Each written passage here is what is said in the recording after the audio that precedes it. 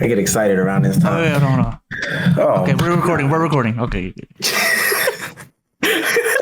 I hate you, bro. I took a deep breath and everything.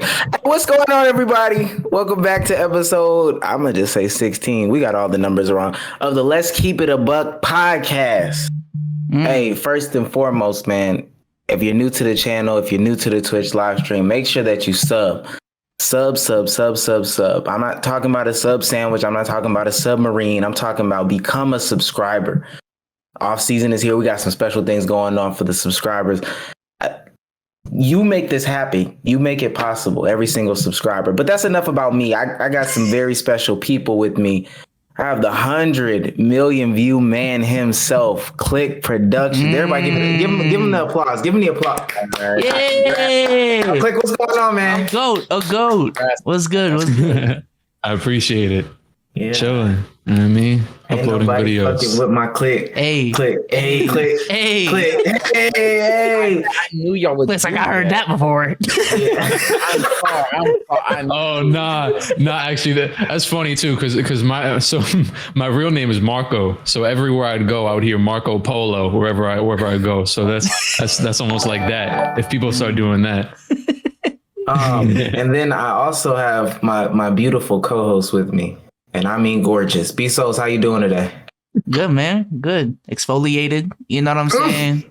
Got to keep the beauty up. Crisp. Yeah, bitches souls in the building. Sage, the golden child. Sage, how you doing today? All right, that was a good one. I'm good, brother. I'm good. Just working. That's it. Honestly, got school after this. Okay. I'm good. Just in case Oh, anybody hey, was I'm all wondering. right. How you doing, man? How you doing? I'm good. I'm good. You know, it's a busy week, but that's every week. You feel what I'm saying? Listen, Chad, Damo couldn't be here with us today. We think he's asleep. I ain't gonna hold it. Yeah, I ain't gonna lie. We tried to call him. He just doesn't have his phone. So. Niggas. That's okay though. That's okay. You know what I'm saying? Get your rest. Beauty rest. Boy, it's not. I'm saying. But with that being said, man, let's get into Clique real quick. Pause. Let's get it. Yeah. Hey, yo. Clique. Let us know what's going on with your life, man. The updates. First, special congratulations again on 100 million. Like that's a big milestone. I appreciate it. Let us know what's going on. What's new in your life? What's new about the channel? You know what I'm saying? What's going on? Nothing's new. I don't know. I just sit around and record with this crispy microphone and edit. I don't know. I don't really do anything different. I'm in the same spot. I don't know. I'm just. You're literally the most consistent content creator I know. I'm being so serious. Like you just know what type of videos your fan base fucks with. You execute and just go crazy. I mean. I guess, yeah. I don't know. I don't really think about it. I don't know. I guess recently, like a month ago. So I'm also about. I mean, I don't know. You know what I mean, like Kobe said, job not finished, so we're not going. But I think I'm like 2,000 away from 500,000. So I had seen that my channel was starting to like stagnate. I did like a big body series where I re-simulated the NBA from 1976 until 2020. What the? And that took up. And that took 5 chapters. It was 10 hours of recording. It was 20 hours of recording. Then I edited it. It took 2 weeks. And in totality, it was like a fan favorite, but it kind of hurt my channel in the algorithm because that's how anything does when you have parts to something. You know what I mean? It's like, okay, yeah. And I think May, despite that, was my worst month ever in like the history, ever since I blew up in the history of my channel. And then June, for some reason, I was like, I'm just gonna try something different. I don't know. I just started doing like I even see now like, oh, Clique, you do too many videos that are over X amount of time. They're too long. So I was like, all right, I'm gonna condense them more, do the same quality of the content, same basically quantity of the content too, just condensed more. And and I had the best month ever in June. So yeah. That's crazy, man. That's crazy. So to refresh people, because you were on like one of the first pods actually, and one of the questions I asked you was, what is the process of making? Because you make like really long videos, And from what you just said, it does seem like you don't even have like an editor. Like you still, you know what I'm saying? Giannis out here carrying the channel. You know what I'm saying? Pass to Jetty. That's what I'm saying. Like, This man. He's the Giannis. Oh man. Yeah, that's it. That's all. I still edit everything, record, edit. I still make the thumbnails. I don't have anybody else doing nothing. So yeah, I do all the stuff. how long does it usually take? Like just for one video, like one 20-30 minute video. Oh, okay. Well, I posted a 20 some. I just posted a Chris Paul rebuild at 12 p.m. or something. So I started recording it at 12. I was done by 2, 3, edited it, and I ended up falling asleep at 12 p.m. and I just woke up 2 hours ago. So it took it probably takes 2-3 hours to edit and 2-3 hours to record everyone. Yeah. Hey, as the YouTube sophomore, man, I gotta pick your brain with this question, man. How do you find a way to do what you do at the level you do in the sense of you out here, your thumbs are pretty similar, and you are doing it. Let this sink in for everybody. This man is doing 2K21, sometimes next gen, sometimes current gen, MyLeague content, pulling shit you not 100Ks like this. It's like, whoa, Clique didn't hit 100K in a day. Hell, I just went to a channel. He said 95K in 9 hours on MyLeague 2K21. I just want to know that like I'm not even trying to slice it, bro. That's actually very wild. I was like, that's very wild. Because I just what does it take for you to kind of just know that you're doing something so unpopular and you kind of just I'm gonna go do it anyway? Like, did you know that this shit had the chance of doing what it's doing right now? Did it surprise you? Okay, that's a loaded, that's a way back question, because you said, did you ever know if it had the potential to do that? Yeah. So it's I got into a little bit. Yeah. So when I blew up last year, I blew up right when the quarantine started. I remember it's kind of sick, but so I ran an Instagram. I still kind of do to this day. I ran an Instagram page for a lot of time, a Knicks Instagram page. You know what I mean? I got the "We Here" towel right here from Game 2. But and I'm wearing the shirt too. You know what I mean? Yeah, I was what's it called? What? You say, we won Game 2. Nah, but I went to Game 1 and Game 2. But what's it called? No, but what's it called? But I was happy that the NBA, school, and everything canceled, because I was I'm about to just try going crazy on YouTube, and then everything ended up just working out well. Because I was so much more time to do stuff, and I remember I had a weird idea to do I was at a standstill. I was doing 2K videos. The year prior, I had bought finally equipment. My channel's from all the way back. I have videos on there, even public, from back 2015 when I was 12. Mm-hmm. And I made them on the Share Factory on the PS4. If you you know what I mean, go on there, download that, edit all that, which is trash. And I would do that, whatever, all that crazy BS. But I finally got a setup, and then I posted every single day in August, a little Knicks MyLeague series. Then kind of got inconsistent during the school year because it's annoying to do it, not a lot of time. Yeah. And then, but that's I said, once that came to that point. But my goal was to hit 10,000 by the end of 2020. So that was my realistic goal. Yeah. And then March quarantine of that year happened. So to answer that direct question, I didn't think it would ever blow up like this. I didn't really realize, that it was it was possible to do this much. And yeah, still, like you said too, to be pulling 100,000 still, even with how the 2K landscape right now, I don't know. Yeah, I think it's a lot more about, I think the MyLeague stuff, I mean, I don't know, if I personally had to say I wouldn't really indulge so crazily in MyLeague stuff if I was watching content right now and wasn't doing YouTube. But I think it's something about it being more entertaining than the constant park stuff, my team stuff. That's literally the same thing every year. I was going that was my fault. Yeah. It doesn't rely technically on a good game, with good gameplay. It's more so It's more so you on the creator to come up with like good ideas that people want to watch. And not to say that that's not the case for park videos, but I feel like when people watch MyLeague YouTubers, they watch it for, you know, the analysis, the rebuilding, and not necessarily for like what's going on in the content creator space, if that makes sense.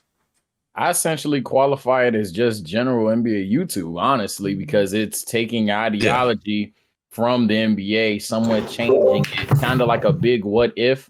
Well, hell, half of the titles have what if in it, and then you just see what happens. Like people want to know how the hell you gonna make Chris Paul win the chip and shit. I honestly haven't seen the vid yet, but I don't know how the hell you gonna do. Maybe he takes layups now. Something I don't know. I don't know how the hell. I don't know how he's gonna do it. But hey, I just asked because it's a bit personal to me because I got a friend. He wanted to give this YouTube shit a try, but he found doing MyLeague so discouraging. That's really what he likes to get for. Like, he's not a park person. So his main thing is I like the MyGM, the MyLeague stuff. Did you get Domino's? He would, yeah. Can Sage talk? Can Sage talk? Like he got busted. Like, okay. Can Sage talk? He got busted. Can Sage talk? Oh my god! Now y'all know I like to eat during podcasts. Can Sage You talk? definitely be crushing during the pod. Jesus Christ! Nah, you're good. I know. But my bad. Why was that? Nah, but that's just his passion. So he's always been like, wow, this dude, like, he'll look at the shake and bakes, and obviously the user of the word and be like, how the hell? So I was just like, is there some hidden magic to it that we don't know? But apparently he was just like, you doing what you want, and it worked out. Yeah, well, yeah. Now that you say that, there's so many people who do MyLeague so consistently and don't blow up. Like, my biggest inspiration from it was back like 5 years ago was a Funky Diabetic. He was my favorite. Always. Big Funky and CSB. Those is two.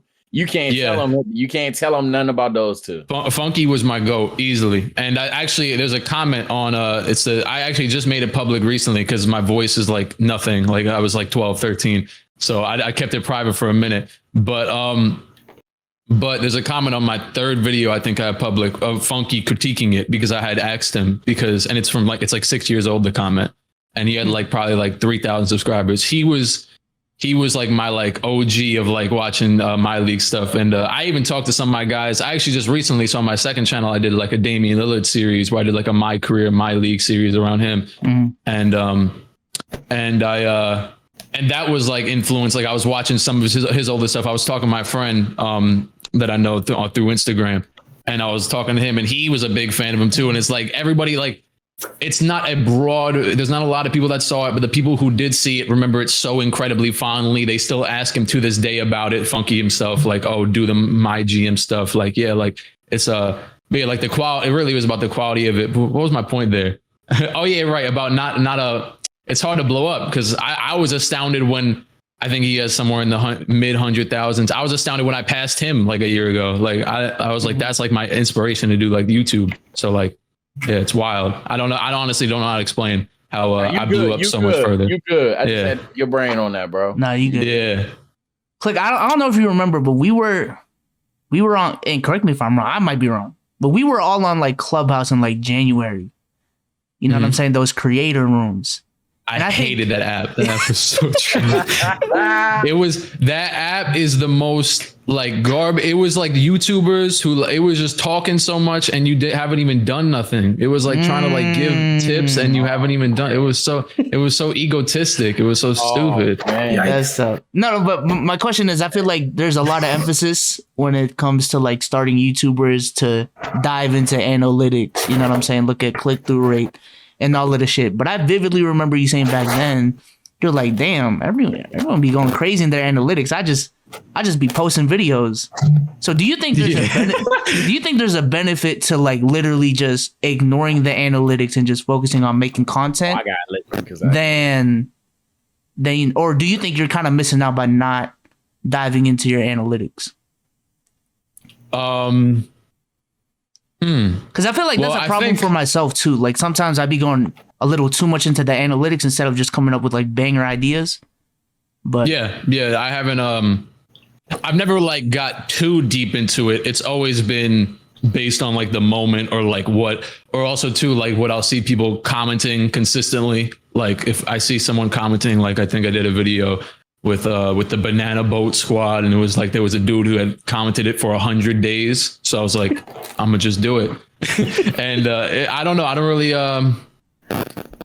when it comes to I look at the general stuff, but I've never liked, at least in like over a year, clicked on like the thing that's like, oh, you know, let me see what subscribers gained and views and impressions and all that. I don't know. I haven't really looked at all that recently. Like my biggest change recently, I think, which has helped a little bit, was making the videos a little bit shorter. Cause actually, I'm be honest, so like this whole year, what I would do, so my videos are very like segmented to the point where like there's no points of where I think that's what makes them a little bit more successful, which it's kind of natural to me. I don't even consider it as like a factor to the success at this point because it's so, you know, instinctive to me. But one of the things that I've always done is cutting out all of the blank spaces. So like Sage knows I edit with DaVinci Resolve. I'll go in there. I'll take out all of the blank spaces, and I'll just make it, all the audio is just free flowing. So it sounds like it's just one long form sentence in a way. Yeah. And I would that's what I'll be doing in DaVinci too. I hate that. Hey, time out. Click saved my life. Click save my life. DaVinci. Click save my life. I almost lost the video. Yeah. Because he didn't know how to set up the auto save feature in there. So he and it crashes a decent. I mean, I think every editing app crashes a decent amount. So he was over here getting crashed, and it was terrible. I realized that like a couple months in, I was like, I have to look up a tutorial for this. I keep losing these videos. I'm saying, bro, you be 10, 30 minutes in and that joint boop and ain't nothing you could have did about it. It was sometimes I get scared. Like if I didn't click save on the video when I started it, like the other day I was working on an ad and I was like, like I didn't save it, and then like it won't do the auto save, and then like I'm like, oh god, this could have crashed. I'm like, what if? Oh man, I would have wasted the whole 40 minutes. I'm telling you, if you never use DaVinci, it's evil. You gotta save before you start anything, because if you don't, it can auto save all it wants to. I might switch. I ain't gonna lie. No, it's fine. Let me not bash it because I use it. But I'm talking about like switching to it. Oh, switching to it. All right, bet. But like, if you don't save initially, it can auto save all it wants to. When you reload it, it's not gonna have a named file, so you just lost it. Like that happened to me this morning, but it was only for like 5 minutes. So I weren't tripping. But I was like, wow, this is crazy. Yeah.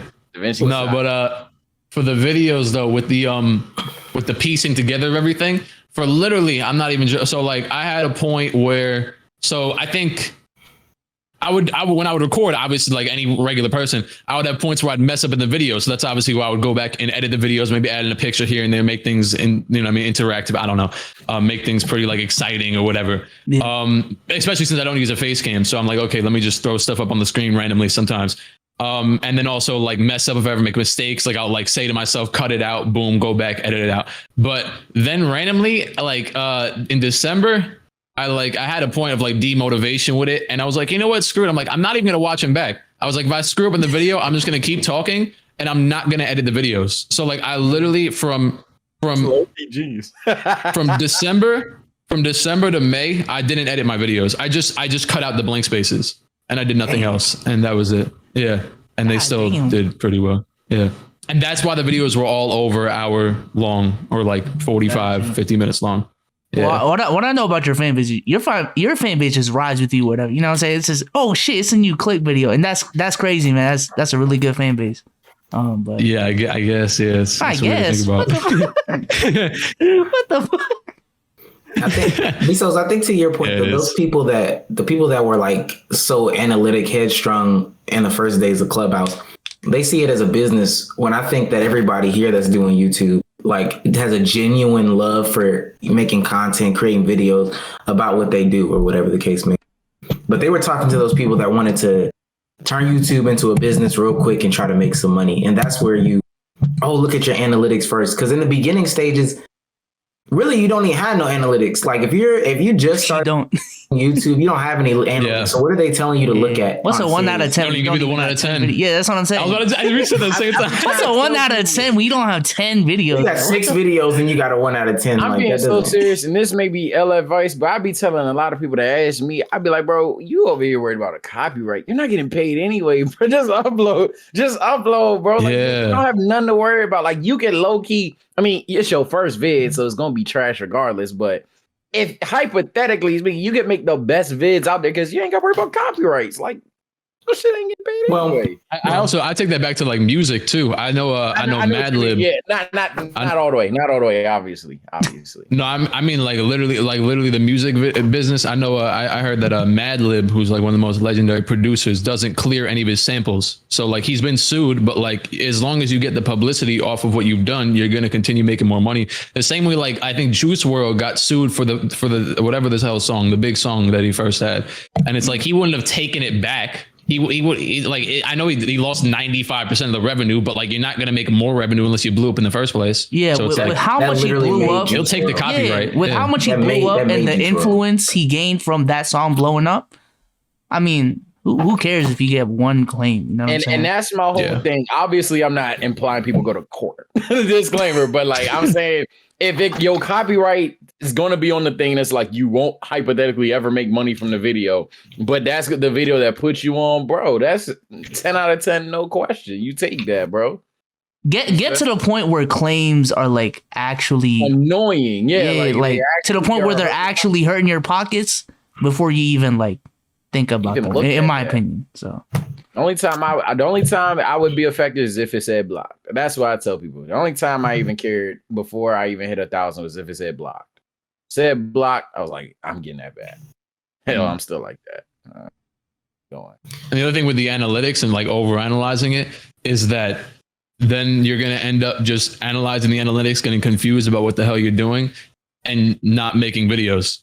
Like you're going to think too much about the video that you're making instead of just making videos. Especially in my case, I still find myself doing it like with, you know, on certain days or whatever. Like if like I'm like, oh, I don't know what to do this idea or this idea after the last idea. Is it too similar to the last, or is it, you know, I mean, a little bit too out there? I don't know. But it's like if you just make the video, then you can make the next video. At the point, I will say, at the point where I'm at, as long as you got the quality locked down, quantity is good. Like quantity, you need a lot of quantity for the channel to blow up, like, or to go further. Like, you know what I mean? Go over achieve higher things. I don't know. Yeah.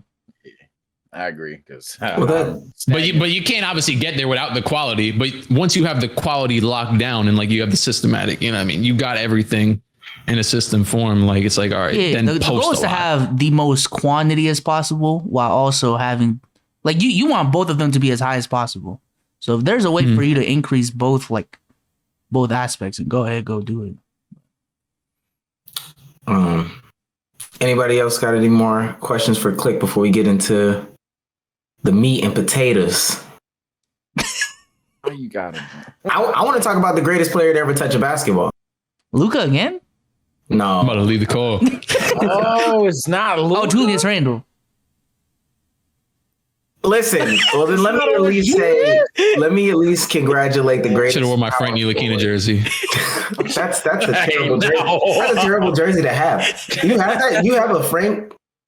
I'm gonna go get it. No. I really do. Yeah, I do. Damn. Come on now. I bought it. That's collector edition. I bought it the next game. I'm like, yo, if he leaves, I need that Frank jersey. I need that. Collector edition. The Frank jersey, bro. Oh Come on now. He's the greatest player of all time. Give me two like memorable Frank Ntilikina. Okay. I actually have a theory on why I love Frank so much. Because Frank, he only, so look, like I said, I ran a Knicks page I've been running a Knicks page since I was in 2016 when I was going to ninth grade, and then the year after that, Frank got drafted. I would post the highlights of like a lot of clips during the games. I would watch every game, post the highlights. Every Frank basket is like a holiday. You only get them like once or twice every week. So that's why I love him. Because you know what I mean. If you get a Frank basket, it's a special occasion. He's trash. These what PJ Tucker stands look like, bro. What the fuck? PJ Tucker hit a three. Let's go. Basically, we know he sucks, but he sucks. He got to go through the adversity, and then when you see him locking up, he locked up Trae Young in the summer league. Although he hit the game winner on the playoffs, but we won't talk about that. He also locked up. Say he's just forever in a training arc. Is what I'm hearing. He's what? Yeah, he's just forever in a training arc. That's wait. Yeah, bro. His first season, they started Jarrett Jack and Ramon Sessions over him. He was drafted with the 8th pick. It's like, what do you want more from him? So everything with him has been more special. I love Frank. He locked up Trae, and I met him like 4 times. Development of outplaying 40-year-old. He locked up Trae in the summer league, but didn't do anything against him in the playoffs. Oh, he dapped me up the third time I met him. I met him so. He knew who I was. I wasn't even famous yet. And he was like, "Oh, hey, how are you?" I'm like, "Oh, hey, Frank, how are you doing?" Like, come on, that's my guy. Where'd you meet him? Was he out just regular style? The first time I met him was at there's a place called Steiner Sports, and they do like autographs, and they would invite me to stuff for free. And the first time I met him was through that. The second time I met him was in front of the Knicks open practice. The third time was at another Steiner Sports thing. And it was actually a dual autograph signing with Enes Kanter. It was fantastic. That was supposed to be a joke. Come on, who would want that? That's nasty. That's nasty. It is nasty. And he got released the next month. And that's nasty. And then the fourth time, I don't even. Maybe I was over exaggerating. Maybe it was just 3. So yeah, that's it. What was he doing outside the open practice? Was he patting folks down to make sure they didn't bring anything into the stadium? Wow. Why you don't think he deserves it? He's not a player. He's not. He shouldn't be practicing. He shouldn't be stretching. He shouldn't be. Anyway, listen, guys. The Milwaukee Bucks won the 2021 championship. Giannis is clearly the greatest player in the league. Okay, I think we can all agree to that. Yes. Right after he was Robin. Yeah, right after his Robin. Let me read you guys his stat line before we move on. In 6 games, 35 points, 13 boards, 5 assists, 1.2 steals, 2 blocks. I'm rounding up on 62%. That's ridiculous. From the field. In that final game, I think he shot 90% from the free throw line, and of course dropped a 50 ball. Let me say that again. Giannis dropped a 50 ball to close it out. How are we feeling about the greatest player in the league, Giannis Antetokounmpo, winning a championship? He earned it. He earned that title. I ain't gonna lie. Like both ways in terms of the actual championship and the title of the best player. And you know, next year can prove us wrong. We can revisit these conversations. But until that happens, Giannis is the best player in the world. I mean, it is what it is. Damn, just double stamped off, rip. Dang. Yeah, that was a statement. That was like a mic drop. I'm making TikTok clips. I don't know about John DeMarco. That's for the TikTok. Oh, my bad. We're TikTok. Yeah, that's for the TikTok. Rudy, timestamp. The work. Do you think he's better than Kevin? But on the real, you think he's better than Kevin Durant? I have to sit down and think about it. I hate that. You're sitting down, Bezos. You're sitting down. And I'm thinking about it. I'm thinking about it right now. I'm thinking about it right now. I hate that we go back and forth about the top 5 so often. Like, I don't think Giannis had to prove anything. Like, even 2-3 years ago, like, what did he have to prove? That he could win. He could win. What? Is that it, really? And I know this sounds crazy, but in a team game, do you have to be like, does that decide if you're the best player or not? Kind of a box. Yeah, because there's certain players who can be like greater than the team itself. Like this guy named 2018 LeBron, who had Jordan Clarkson missing mid-range shots all game. And he just said, "Yo, let me make the finals." But even with with that being said, it looked like he lost. Like LeBron lost in 2018, but I still viewed him as the best player in the world. Like what he did transcended. So even the stuff that Giannis did 2 years ago transcended whether he won or lost. And this just, I guess, solidified it for people. But we keep going back and forth about the greatest I know for a fact, Omar, the Atlanta Hawks winning more games and making that deep playoff push change your perception of Trae Young. You cannot tell me otherwise. Oh no, it didn't. It didn't. I swear You're lying. Sage, look at this dude, bro. Look at this dude, bro. That's literally not true. So let's move on. We were all on locker room hearing your Trae Young slander early in the season. No. See, people misinterpret my slander. Trae is a fine player, best point guard in the league, even some would say. But the thing is, I mean, the team was trash. Like, I don't think Trae moved up. Do you have Trae over Steph? Do you have Trae over Dame? I'm asking. No. Just point guards, though. But and I mean, in the point guard conversation, do you have him over Steph? No. Do you have him over Dame? No. Do you have him over Luka? No. So I think I've had Trae. Do you have him over Kyrie? Debatable. That's the change right there. But I've had Trae in this 5 or 6 range like for the longest. Yeah, but it's all about when you get to the top 20, the top 30, you get picky like that where a spot or two matters, let alone outside of just point guards. Like a year ago, if you had said Trae was better than Chris Paul or Kyrie, what do you smoke? Now you can legitimately argue that Trae's the 4th best point guard. The other thing though is, I mean, he got older and so did they. Like, he was young and got older, and they were old and got older, so they can move down. Like Chris Paul's moving. And I think that's the problem with Giannis. Like with Giannis, people are hesitant to move him up or down. Like I said, the day that we streamed it, we streamed it. I said my chat literally 1, 4, and 5. A lot of people who said 5 already had him there. The people who moved him up 4 said, "Oh yeah, he's better. He's just not top 3 yet. I need to see more." And then there were some people that went to instant 1. I rarely saw 2 and 3. That showed me that there's some people that are registering what they seen and just running with it. They're like, there ain't no fucking way that you trying to sit here and tell me X, Y, Z could do what he just did. No. And then there's people out there that are trying to act like they need to see, and someone literally commented, a repeat performance of this. Now, I'm all for seeing resumes, seeing players do it twice, 3 times, whatever. If Giannis has a standard of averaging, 35 and 14 on insane efficiencies in the NBA Finals and has to drop a 50 bomb for you every season for you to convince yourself that he's no longer the 4th best player in basketball, you got it, my boy. You got it. I'm not lying. I have Giannis higher or lower, but that's a crazy ass standard. But he's not a hooper. He is not a hooper. Bag talk. Let's get into it. I think that's my problem though, Sage. Like, for those that do have Kevin Durant over him, Kevin Durant for the past 3 years hasn't done what Giannis has done. And Which is what? Now, what has Giannis done? He's definitely debatable though. Be dominant on both sides of the ball. Like, overly dominant. They literally played, and it looked like Kevin Durant was literally a shoe size away from closing the book. Like, I hate to do it. I hate to play NBA Xenoverse here, but let's imagine his foot was even one size smaller and the Nets are in the finals off of Kevin Durant having a 50-point triple-double labeled as a non-playmaker. Yeah, we would not be having these conversations. But even then, to me, it's still like, okay, that's fine about Kevin Durant. When I'm looking at dominance on offense and defense. Nah, I'll give you credit on that.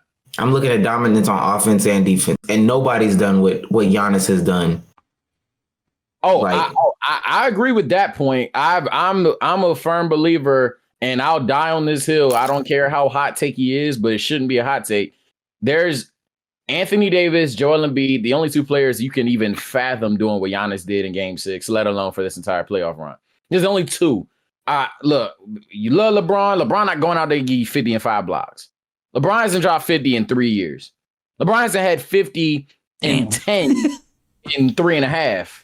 LeBron hasn't had 50, 10, and 5 blocks ever. He's a bitch. Oh, wow. Okay. Oh, my bad. I thought that's where the vibes are going. Is a TikTok clip? Yeah.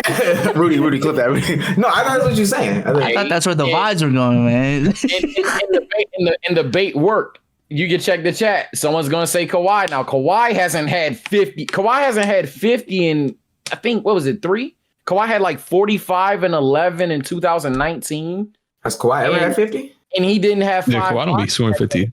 It people are going out of their way to try to name the players that can do it. And I'm like, one, that's disrespectful. Because you're trying to act like people could casually do it, and they can't.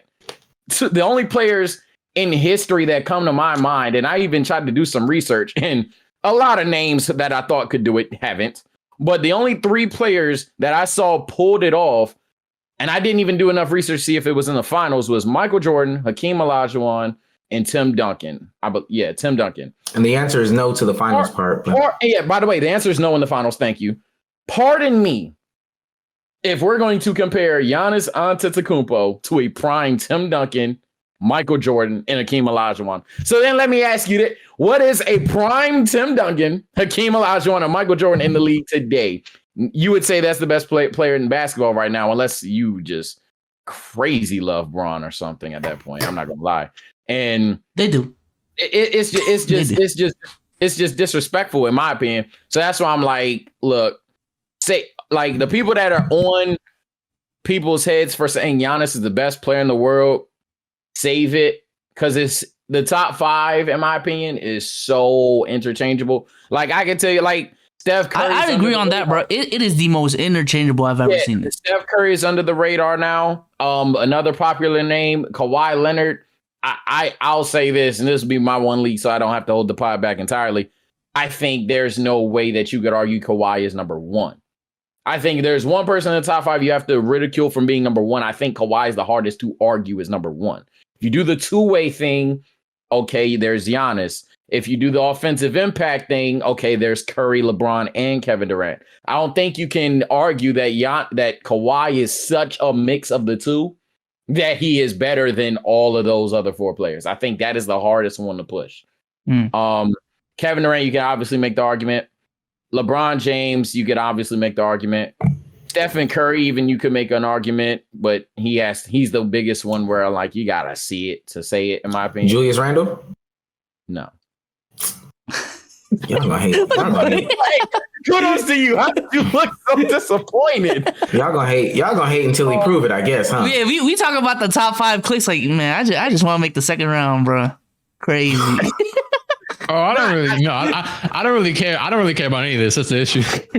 I couldn't care less who's top 5. My theory about all this I know it's like topics, whatever, but my theory about all the like top stuff is like, okay, well, one game. No, it's not really a theory. It's just a fact. One game, Luka, boom, he's like top whatever the hell. One game he could drop 40 against Joel Embiid, but one game Joel Embiid could drop 40 and Luka drops 10, or vice versa. Like I don't really like. It's just about the consistency of it.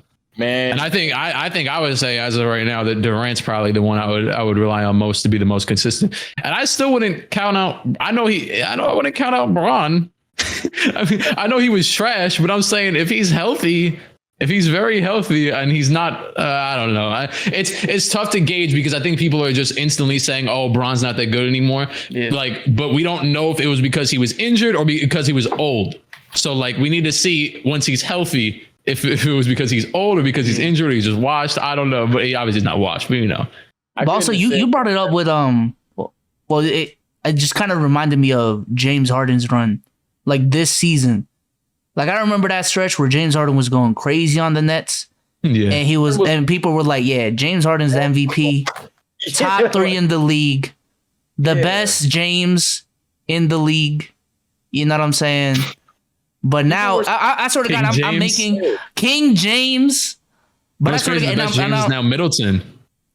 Damn. What? His name is James. Right. His name is James Christian Middleton. Oh my! That's Cash Money King James, Cash Money Chris. Come on now, that's the best James. You ever seen them Kobe fadeaways he was hitting?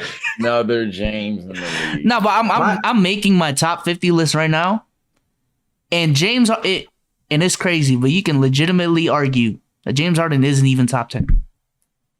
Top 10? You'd be pushing it, but like you can put him at like 10. 9 or 10. And what my point is, literally a couple months ago, we were arguing that he's arguably 1, maybe 2, maybe 3. And I heard we can argue that he's 8 or 9. Anybody that tries to cap and say that there wasn't a point in time where people were asking if James Harden was the best player in basketball, they're cap. There's a point where everybody's the best player in basketball at this point. But see, that's the problem. Yo, you the best. That's the problem because Dame so picky. Like I don't know when it happened, but the community. I love the community, by the way. But this is a recent thing, Sage. This is a recent thing. Yeah, if there's one thing I gotta say that I'm not liking, I don't like this culture. You can't make anybody happy. like this culture of game by game, we're changing the rankings like crazy. Like I'm talking D-Book will be better than D-Bench on a Sunday. And on Thursday night, he goes 8 of 22 and told y'all D-Bench was better, bro. Like it's wild. Or if we have to use players that aren't even that close, Steph and Dame, dear God. It's every month that one Dame game. It's like, ooh. Dame will have a February. He'll have a February that looks phenomenal. Like, and then people will be saying, oh my God, now y'all know if we switched Dame for Steph, nothing would change. Every time. And then I'd be saying it'd be me. And let it be 2.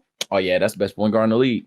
Simple. It's pretty fucking annoying. But I'm looking at Giannis's past 3 years, bro, and it's the same. Like it's very consistent. You know what you're getting from Giannis offensively and defensively. And my question to anybody out there that would be like, oh, well, he's clearly not top, Steph Curry, all this stuff like this. Like, what more can Giannis do? And if you say jump shot, stop talking to me about basketball. Like, if that's your argument as to why he can't be the best basketball player in the world is because of jump shot, don't talk to me about basketball ever again. I would 100% agree. Anybody that's hindering Giannis because he no shoot, he no tween. His effort actually gives him like a wild boost. Like if you watch him during the games, it could be quarter 3. He hasn't sat a minute and he will be running up and down and up and down. That genuinely gives him a wild boost. And his rim protection is crazy. And I've honestly, the more I view that situation, Omar and Clique, and I honestly, be so much your opinion on this, I'm starting to be like, yo, if Giannis is simply a run and dunk man, let's go with their opinion that he no shoot, he sucked, he's trash. If he's just run and dunk, but he's capable of dropping 50 on you by doing it, and you have to make a team constructed to stop him from running and dunking, or he will drop 50 on you in the finals. Would you, by virtue, have to default be at least number 2? Because he's not even number 2 to people. I have him number 2 or number 1 even. But I'm saying if everyone in the league has to make sure, hey, in case we run into run and dunk man, we have to have somebody that can stop him. Because we can't stop him. It's no matter what we do on the offensive end, he's going to do whatever he wants whenever he wants. This is literally the only era in basketball I remember where there's and I kind of get it, but there's so much emphasis on offensive versatility.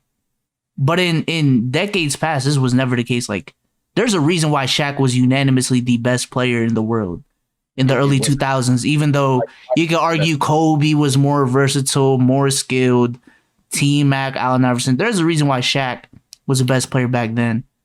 Even let's go back to the 70s with Kareem. Like, you can make an argument that fucking like Pete Maravich was more skilled than him, but if we're just talking about pure output and what you bring to the game, this is the only era that's ever been the case. This goes back to my theory about the Warriors ruining basketball. The Warriors go a bit further than the Warriors, man. This is gonna be unpopular. You could pin that more so on LeBron than the Warriors. All right, bro. What's the next topic? LeBron and Kobe, actually. Hear me out. Prime Dwight Howard was never seen as the best player in basketball. Why was that? Because you had Kobe Bryant and LeBron James just existing. Dwight Howard, a lot of people don't even know Dwight Howard was second place for MVP, I think, twice. Like Dwight Howard was a perennial DPOY. People were out there. It's crazy when you look at Dwight Howard's career and then look at the headline, is he a Hall of Famer? Yeah, I don't think anybody would have brain questions that one, though. That's where I think things started to shift. It's 4 DPOIs. 4 Defensive Player of the Year, 7 block time. Like, that's this. Got funnies. Let me say this. That's this generation that even takes the time out to go back, pick X player and say, was he really good? Was he really a Hall of Famer? Should he? Is he going to be a Hall? That's this generation that does that. I don't even think that. Look, Dwight could never be the best player in the league because LeBron and Kobe were in the league. So he never got the attention, and you never saw how impactful Dwight. But I'm saying he was never going to be the best player. He couldn't be because he wasn't like he even with his work ethic was shady anyway. No, not even that. I mean, he just couldn't be like LeBron was in the league. He couldn't be the best player in the league. So I think that's different than what we're seeing right now, where it changes every 2 days. Because even back then, if it did change, it was LeBron or Kobe. But once it became LeBron, it stuck with LeBron for a long time.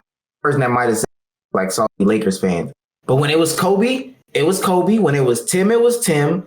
When it was Shaq, it was Shaq. There was no every day I'm going back and forth. But it seems like every single day, like we said, somebody. It's Carter. Somebody new is the best player in the league or whatever the case may be. And people are trying to dissect and belittle folks and everything like that. Like nobody would ever back then say to themselves, boy, LaMarcus Aldridge is going crazy this month. Is he the best player in the league? Right. Like LaMarcus Aldridge was out here. For those of you that don't know how cold the LaMarcus Rocket series. Man, he gave Dwight. I'm not gonna lie. He gave Dwight and Terrence Jones some problems. Man, I'm not gonna lie. Putting them in a Spurs jersey. Put that man in a Blazer. Man, do y'all know how cold Aldridge just casually 50 and 13 all mid range? But nobody's saying after that. Oh, is he the best player in the league? Like, is he better than Anthony Davis? Like, nobody was doing that, bro. I don't know when it started. I 100% agree. I don't know. And just back to the offensive versatility point you had said. I think you said that people you've never seen a league so critical or so judgmental of offensive versatility or having that be such a big factor in how you rank players. I think it's because of how back in the like when you said Shaq, you go, okay, bet Shaq's the best player in the league because he's the most dominant. Then you said that and then like also going back even further, Wilt obviously most dominant. And then Mike's a little bit of a variable because Mike was just different, but it was always big man or, Kareem just hooked it over you for 20 years and that was raps. Like he did nothing else but a sky hook.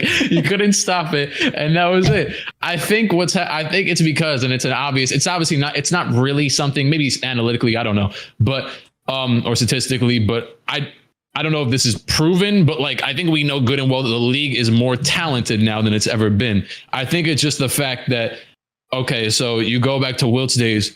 Obviously there's no 3-point line, but who was shooting from the perimeter? Bob Cousy, 37% shooting self. Like, there's more people that are actually good at doing that now. There's Kevin, there's Luka, there's Harden, there's obviously Bron even in there. And then even if you go back a few years, Melo, Kobe, Dirk, there's more people who are able to do that to where it became more of a factor because it's such a go-to in basketball as to when back then it was like, all right, we got nothing else better to do than just give it close to the basket as possible.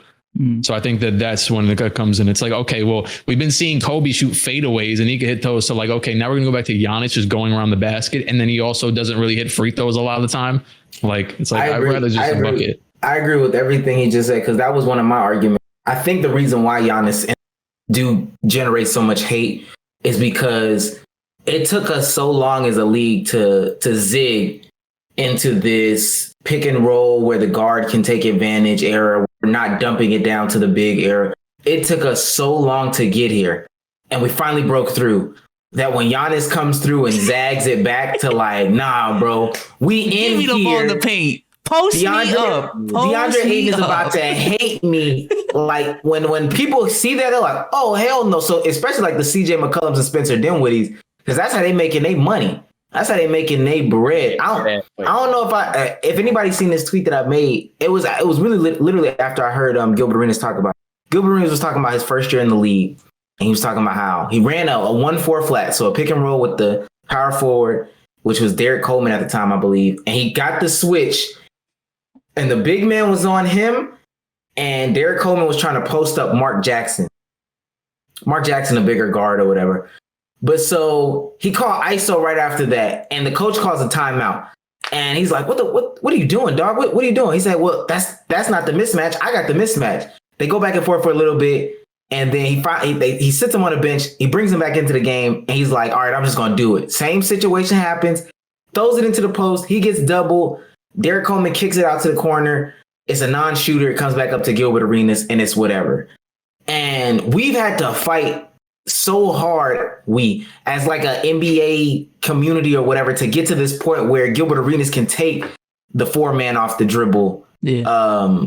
That it's just so hard to comprehend that we would go back to that. But my other theory is, and I'm gonna wrap it, but my other theory is the reason why that was the case though is because Gilbert Arenas' coach at the time was Celtics legend Dave Cowens from the 1970s.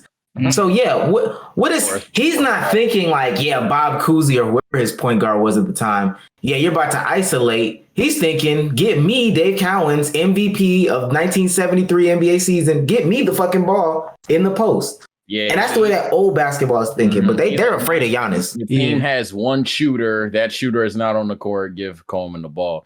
I want to say this, and honestly, I hate to admit, but it got my interest. This is a first take Max Kellerman take. I just want to see what y'all think about this. Oh man, that's what the fuck.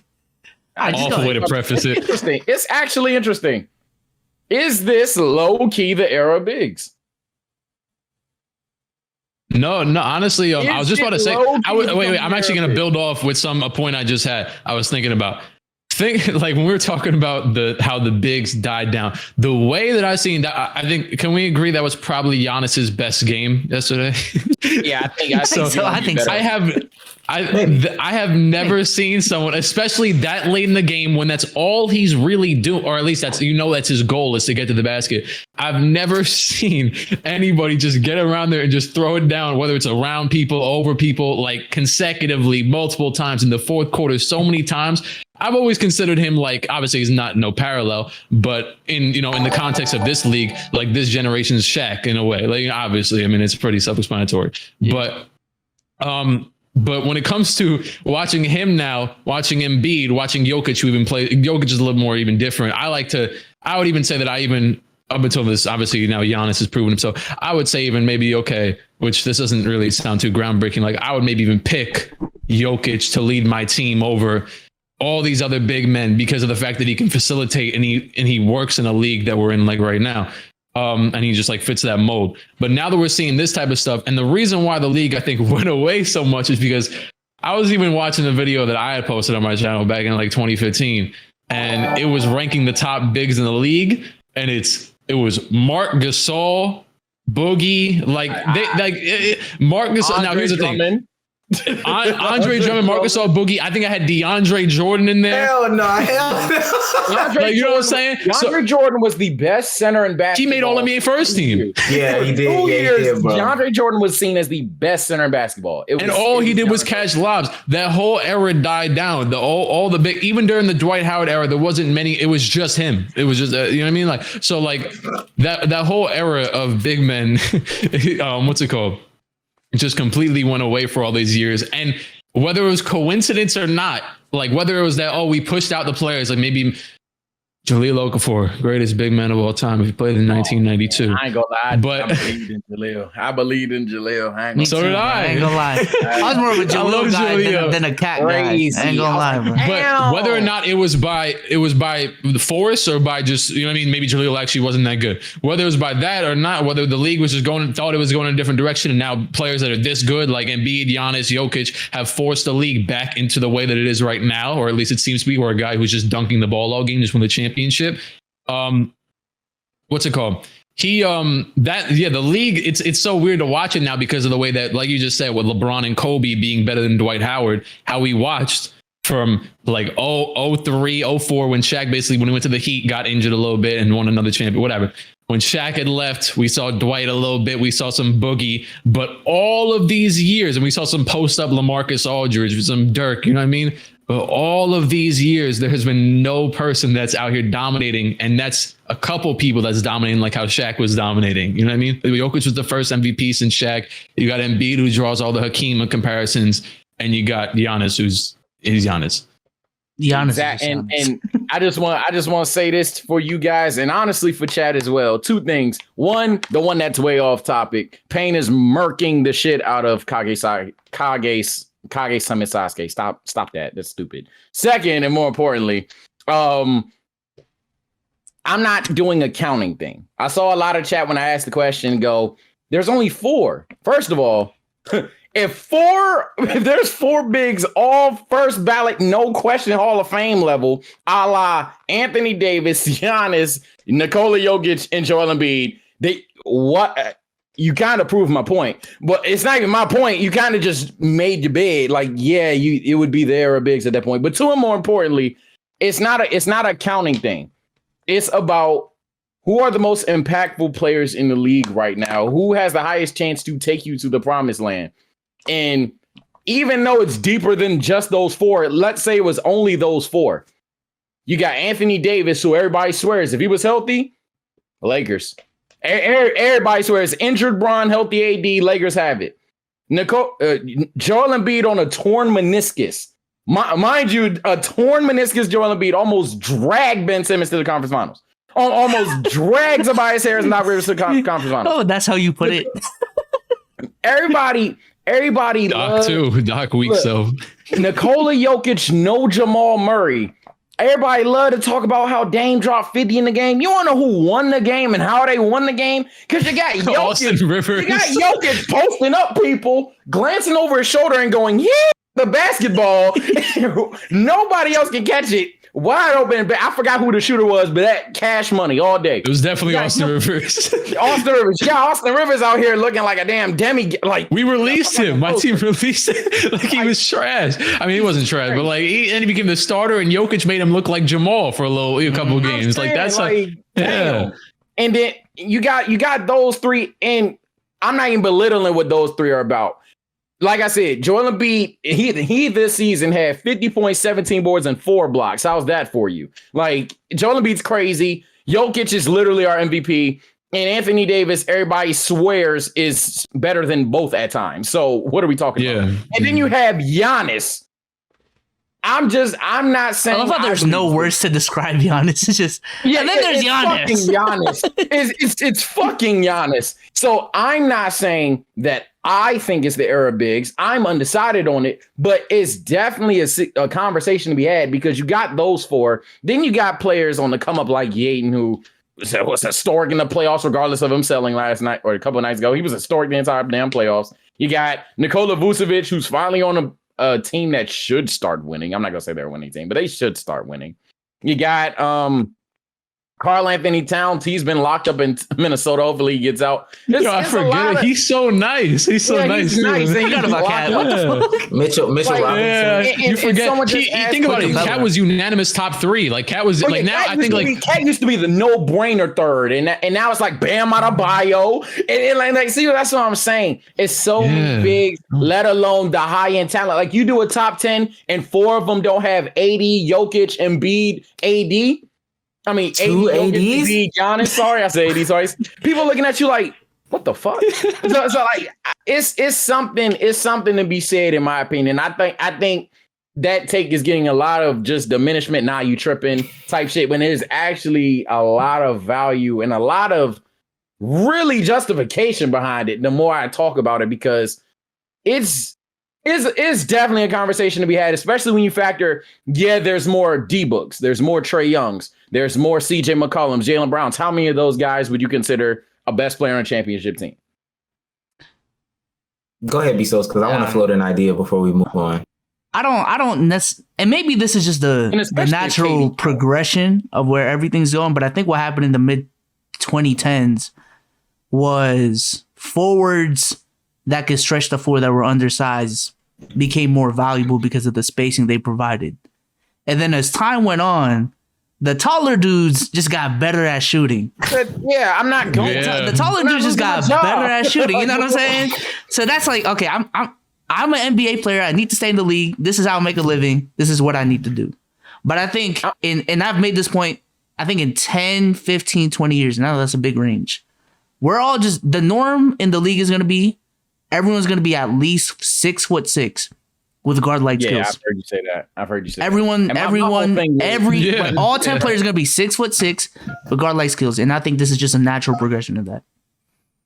My disagreement to that, and it's an idea that I just came up with listening to Sage's comment. Did we make a mistake as a basketball community? Did we zig too much? Did we try to be too guard, hezzy, tween, hooper this, hooper that? Did we zig too much? And I know this is 1 year and it just happened, but Giannis is such a breath of fresh air and something so different that I think we tend to forget, like, you don't have to be this phenomenal jump shooter. Getting close to the basket is still probably your best chance at scoring the basketball. Being able to defend is important. This whole notion about, well, guard defense doesn't matter anymore has gotten just way out of hand. So did we zig too much? Now, I feel like back in the day, it was way too zag. Like I said with the Gilbert Arena story, you get benched for trying to, take advantage of a clear mismatch. That's way too zag. But did we zig to the point, or too much to the point where the Rockets feel comfortable playing a PJ Tucker or a Robert Covington at the 5? And legitimately trotting out that lineup. I don't think that we went. I think that as great as Giannis is, he also had Middleton. I think you need the balance of it for him to work. I mean, I think that's without a doubt, because he can't shoot. So you have to have somebody in order to get him in the situations as to where it's going to make him easy to make it easy for him to score around the basket, unless he's doing that insane spin move, which he can't do every possession, but that's unstoppable. But aside from that, you need the guys still around him to do stuff. My dream scenario for a while, not expecting it to happen. My dream scenario, assuming that Giannis wasn't going to win a championship this year, was he needs a guy like Kyrie next to him. And to actually, so that they can have the balance of power. So okay, Kyrie can go do the dribbles, tween score on the outside. And then Giannis can do his Giannis thing. And whether it's defense, offense, whatever is needed on a given night. I almost think that it's still secondary. Like what Giannis does is still secondary to, I don't think one championship where there's obviously so many asterisks and injuries, and obviously not to discredit him, because I'm happy he won a championship, but I don't think one championship is going to say okay, well, now we're not going to pay attention to the 3 that this guy named Steph won, where he was just shucking threes all the time. Or not always, but you know what I mean? That was his prime. That was the thing that beat him. But if you look at if you still look at the scope of NBA history, and I know it's still we're still fairly fresh into it. What, if anything, Steph and them are the outlier. Because now I'm seeing Dame not succeed. I'm seeing Trey not succeed. I'm seeing Chris Paul not succeed. I'm seeing Kyrie Solo not succeed. Seeing Kemba Walker. I'm seeing the guards. Ty Lawson? Jeff T? No, Jeff T got a ring. Jeff T got a ring. Jeff T got a ring. Guys, please, this NBA champion, Jeff T. NBA champion. Address him correctly. Goran Dragic? I'm seeing so many guard. You actually are helping your case though. Well, I'm seeing so many guard people who are just guard. And mind you, it's entertaining. It gets the people going. It's exciting and everything like that. But at the end of the day,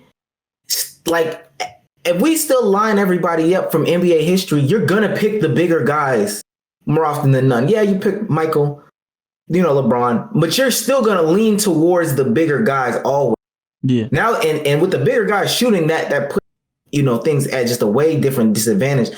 I just feel like we zig too much towards the guard creation and all this, that, and the third. It's important because he does need a Drew Holiday, but I feel like that's even a testament to what I'm saying too. He doesn't need all the Kyrie.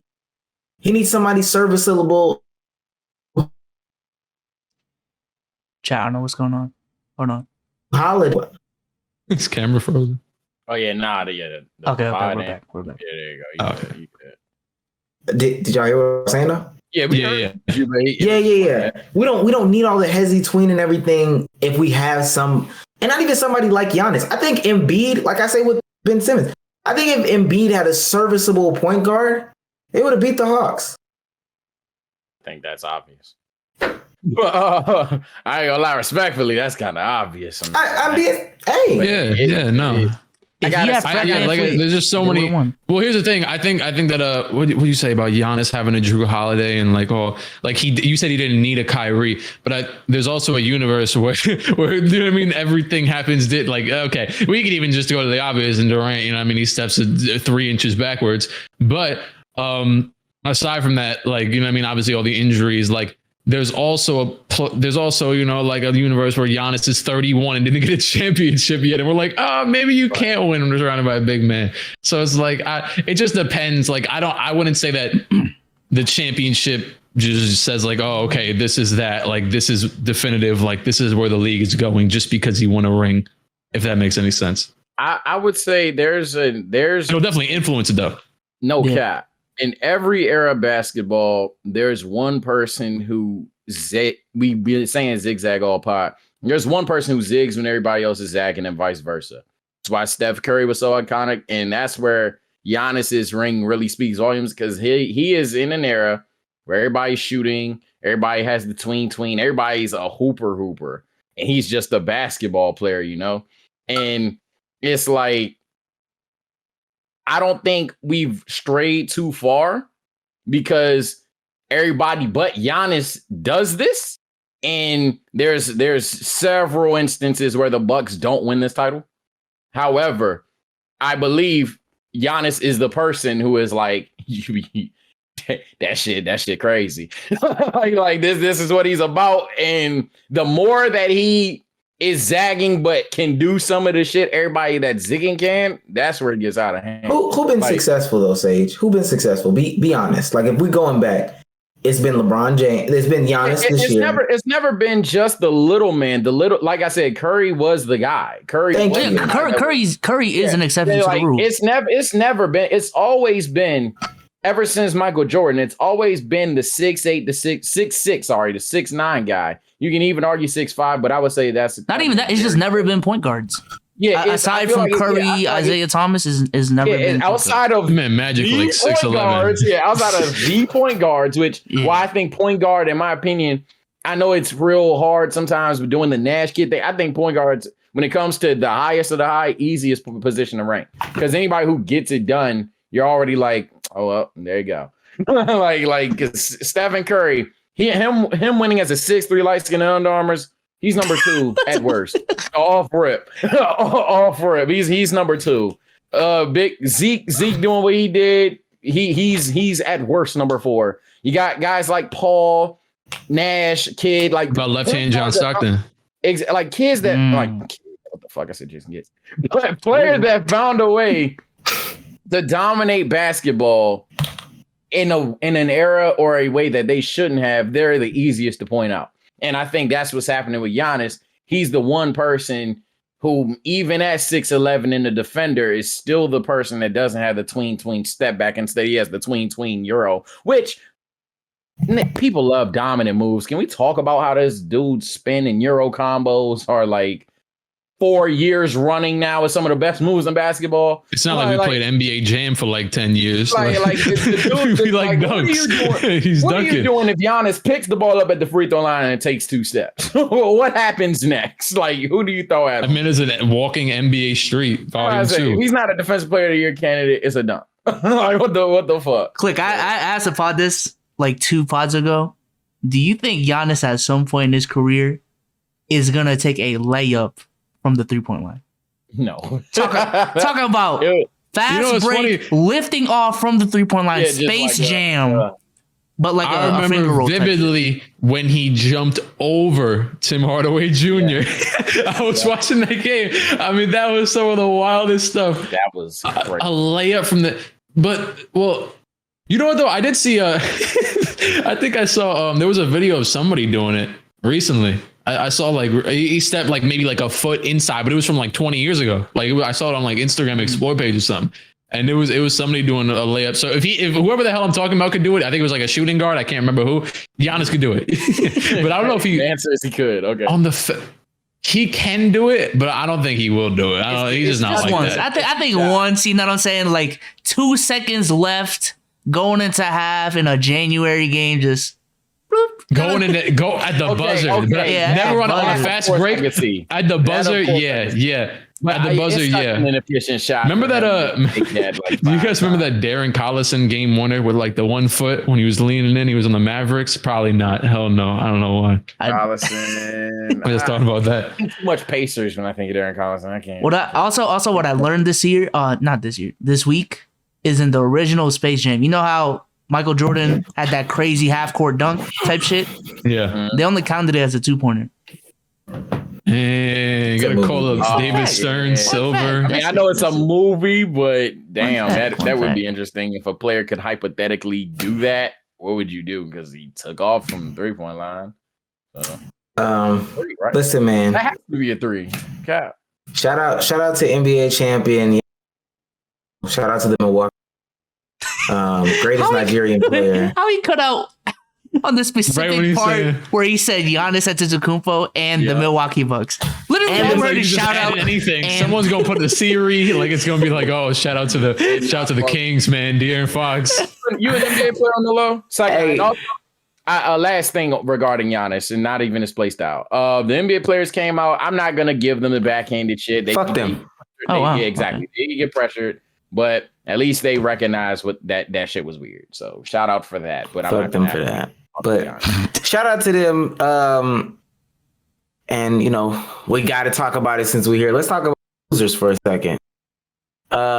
Phoenix Suns go down in 6 games after being up 2-0.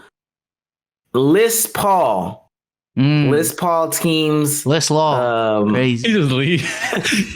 2-0 versus the Spurs. He was up 2-0 versus the Spurs in 2008. Lost that series. Up 2-0 versus the Grizzlies in 2013. Lost that series.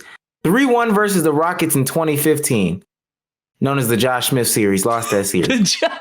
2-0 versus the Blazers in 2016. He had a broken hand. Lost that series. 3-2 versus the Warriors in 2018. I'm out of breath because it's so many. He had a hamstring injury. Lost that series. And 2-0 versus the Bucks in 2021. Lost that series. He is the first player ever to blow 4 2-0 leads in a best of 7 series. What's next for Phoenix, and what's next for, more importantly, Liz Paul? Played good, bro. That's the thing. He played good. He's always played good. He's never not played good, and he just loses. Like what? And he, I mean, hey, add him to the list. Add him to the tween list. Who can't win?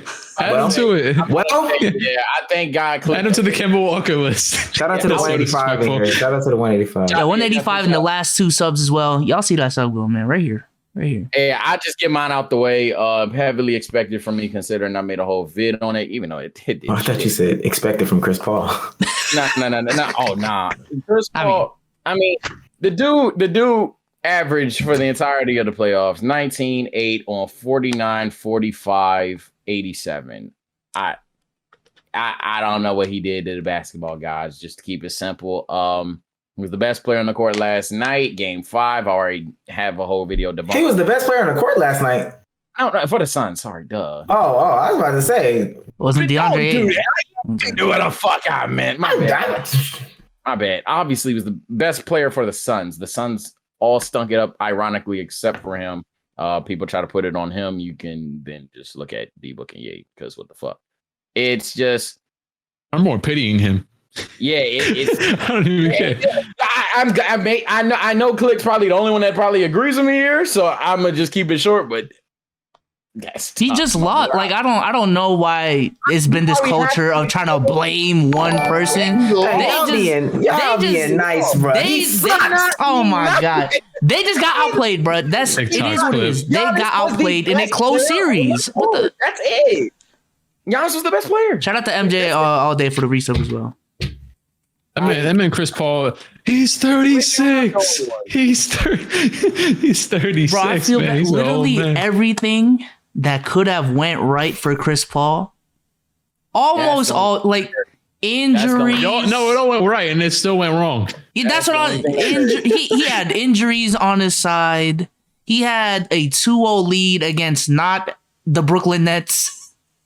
He was even out for a week, and they still won the games. That's what I'm saying. Like I don't. And honestly, he was on the. I think he was on the more unhealthy side of the bracket, because he wasn't on the healthier side. The other side was healthier than the side he was on. Oh yeah, because I was thinking about it. Yeah, no, because Lakers Yeah, on AD, Jamal, and Kawhi. The only thing for the East was Embiid, who and Dante DiVincenzo, man. Oh man, Dante DiVincenzo, Kyrie Irving and James Harden and Jaylen Brown. Wait, you talking about the injuries for the East? Yeah, the fact that the Hawks did have Trae Young and DeAndre Hunter. Don't do it because this season sucked, man. Oh my god, season. And honestly, we've been. If you look at the numbers, the Hawks were the most injured team. I don't want to look at the numbers, bro. Oh, I'm just saying. By the amount of days, because I know Cam Reddish was out for the whole season. Yeah, Cam Reddish was out for the whole season. DeAndre Hunter's been out for half. He was out the whole season too. Yeah. Thank you, Click. Thank you, Click. Yeah. I had him on my fantasy team. Come on now. Damn. He was on the IR list for the whole thing. And then came back the last game of the season, went nuts. Cam Reddish is a monster. But okay, if y'all saying Chris Paul just lost, I'm not gonna be that nice. He's a loser. He just lost. I ain't gonna. But the real question is, what's next for an aging CP3? He gonna opt in. He gonna opt in. There's way too much money on the table. There's no way. There's no way. Money, as B Soul said, is the main one, honestly. And two, look, Lakers fans, man. I knew y'all was gonna do this shit. I knew y'all was gonna do this shit, bro. Obviously, we get Chris Paul, LeBron, and AD. I don't care if we want to put LeBron 8th. I don't care if we put AD out the damn top 10. That's the 3 that's probably coming out. We know. Ain't happening. All right. It's not happening. Why? He just made the finals. He just made the finals. He had a score that scored 40 twice, and he shot bad for a night.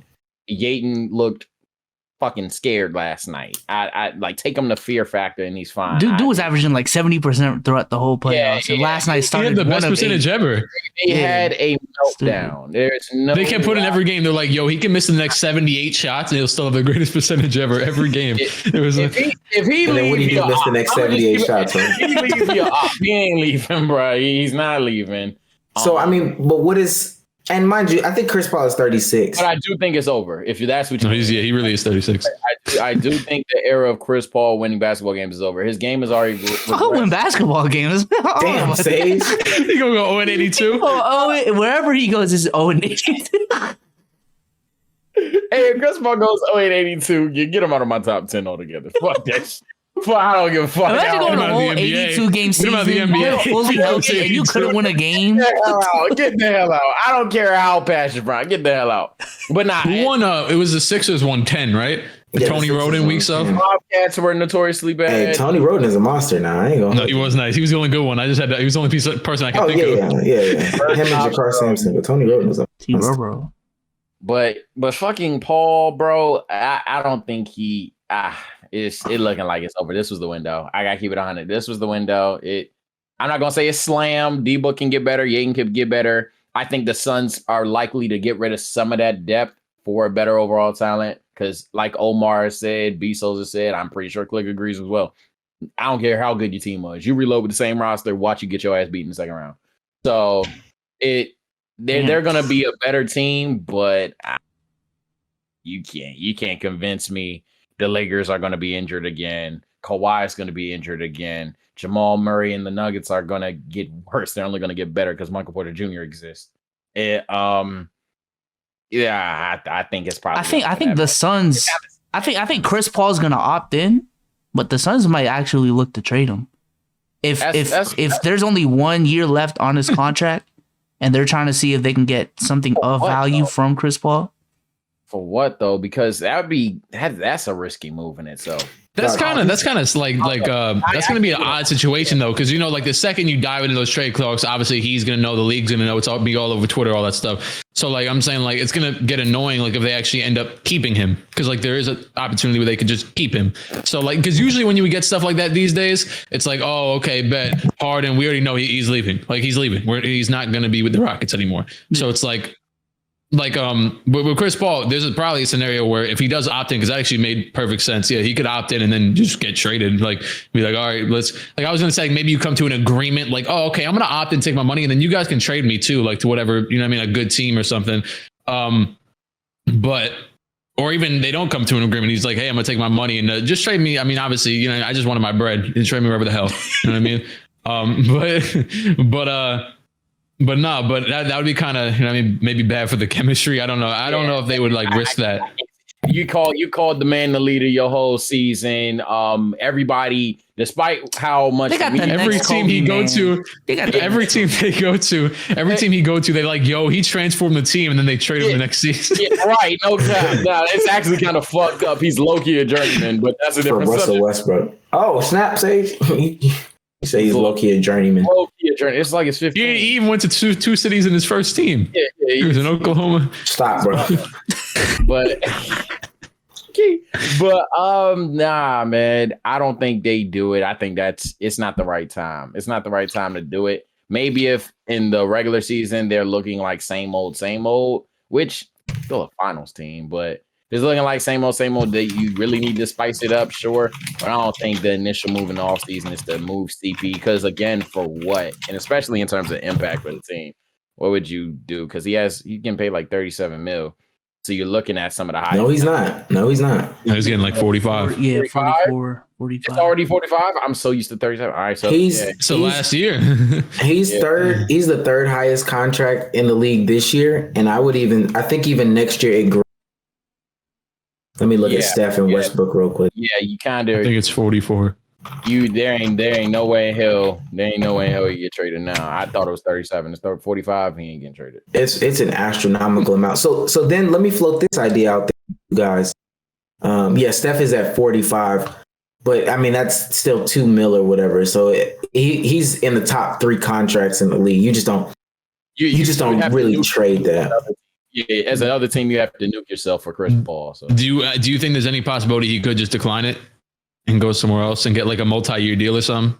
Yeah, 44 mil is a lot, bro. I don't know. Yeah, Fuck but like, I ain't gonna hold you. Imagine an ad 40 deal that's just 44 mil just one time.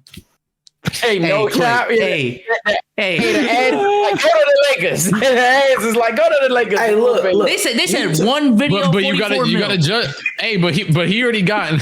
He already got what's it called? He already got all these millions. You know what I mean? No, look, bro. He can get 44 more. You just got to get 44 more. I guess we'll see if he. If he did somehow. Imagine he pulls the boogie and goes signs the veteran minimum. But that's what I was just gonna say. But this the difference. Not with 44 mil. 44 mil. That's what I'm saying. Take the veteran minimum somewhere and you lose. Oh, that would be the big. That would be worse than what. That would be worse than anything. That might be the biggest L in history. That's career suicide. He declines $44 million. Essentially, I mean, everybody in the world fucking thinking it. Signs with the Lakers for the vet men. Let's say Bezos is on time and he gets the ad deal that's like, go to the Lakers, we got you. And he makes the same fucking money or whatever and loses anyway. Career suicide. Career suicide at its finest. People would honestly move him down on their rankings. I don't know. When you said the ad deal for 44 mil, that made me think, yo, they're gonna make a Space Jam 3 and make Chris Paul the star, and he gonna lose. Hey, no. Hey, he gonna be up too. He gonna be up. You know, at Space Jam, they usually be down by halftime. He'll be up. He'll be up at the first half, and then he'll ruin the basketball. I don't even feel. It's just like with Chris, I don't even feel sad. It's just like damn. Yeah, really though. It's just like damn. So let me float this idea out there. Does Chris Paul need to change up his role? Like, would that help? Like, because Chris Paul, coach.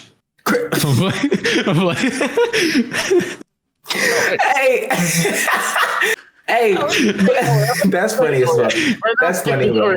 That's funny. You better go join James Jones in the front office. Do you? They had a best front office in the world. CP3 is the assist, and James Jones. Do you think Chris Paul would be like the best 6 man in the league? Like, he would clearly be better than Jordan Clarkson. He would be the best 6 man in the league if he became a 6 man. I think the way they were playing was fine, bro. Yeah, they were fine. They were fine. I'm just grossly downplaying how good Chris Paul was. And I'm not saying, and I think I pitched. You run that small ball center. I'm not saying that he's bad. Like, his play was bad or anything like that. It's not conducive to winning. It was, though. It was. Did they win? Did they win? He ran into Wait, what? I'm asking a question. If we look, dog, did y'all just hear all the games and names that I just ran off? Giannis had a game-winning block for a reason. What do you think? But wait, no. What about his play? Like, so if you don't think it's conducive to winning, so what is his play style that didn't win then? Like, so what is it? Well, let me say there's this idea. I'm floating out things here. There's this idea that Chris Paul definitely is a ball hog. He's assist stat pattern. So he's definitely getting the Rondo assist where he'll pass it late in the shot clock, or he'll be real conservative about his passes because he wants to turnovers. Would he be better as a six man? That's what I'm asking you. That critique was more so prime Chris Paul. He's literally letting Devin Booker thank you. He actually averaged a lot less assists this season. He did because he was conservative. I got to call bullshit because in the third quarter of game 5, people said he was passive when Devin Booker started quarter 5 of 5. No, he's not being passive. He's keeping Drew off him and letting D-Book drop 40. So I can't. Okay, I don't him, and I know it's the I'm attacking you by you saying I know you just asked. No. It's the Lakers. It's the Lakers fans that are really putting him on a team with LeBron doesn't work, in my opinion. A lot of ball dominance there. Chris Paul sitting in the corner. He did it in Houston though. But Chris Paul coming off the bench for LeBron James, I think I like that. Yeah, you got to be like 42 to come off the bench. That's where the beauty comes from. That's why I say Chris Paul. I think Chris Paul is a match made in heaven. One, they have the IQ to make that work. My biggest thing with great players, and not even great players, just good players. Good players can play basketball really well. I don't know. People misconstrue that a lot. Meaning, if Kevin Durant, who's the other just bucket? If Kevin Durant, James Harden, and Kyrie Irving, there you go. They all play basketball together. A lot of people are like, yeah, but does it work? It's a lot of ISO. Remember all the memes of the 2K zone? They swing, and Harden looked like he hit a new prime. Great players are great players for a reason. They're going to make it work. There's no universe where Chris Paul, AD, and LeBron, especially giving any stretch of time, don't find a way to play basketball well together. I will say this, though. You're talking about the six-man thing. It's not exactly a six-man, but the Lakers are in desperate need of a person not named LeBron James who can dribble the ball more than 8 times a play. Simple as that. Excuse me, sir. Have you ever seen Kyle Kuzma play? He's looking like a generational superstar. I'm about to say, Kyle Kuzma really thinks he's Giannis, right? It's crazy. Are we talking about that league description best he had? Kyle Kuzma? It's literally Giannis. Let me. Be so. Are we talking about 1 through 5 Kyle Kuzma? You talking about that Photoshop where he's looking at the Kobe and LeBron? That's so wild. That's so wild. That was so wild, bro. That was so funny. That's so wild, bro. That's so fucking funny. And I think Kuzma post that on his page. That's a wild boy. Kuzma, bro. I know. You believed it. I kind of like 20 for like 3 games. Said, "Yo, it's me." Hey, which path? I kind of went overboard. I was a bit lit, but I still stand by this man. This man Kuzma really thinks he's better than Kawhi Leonard.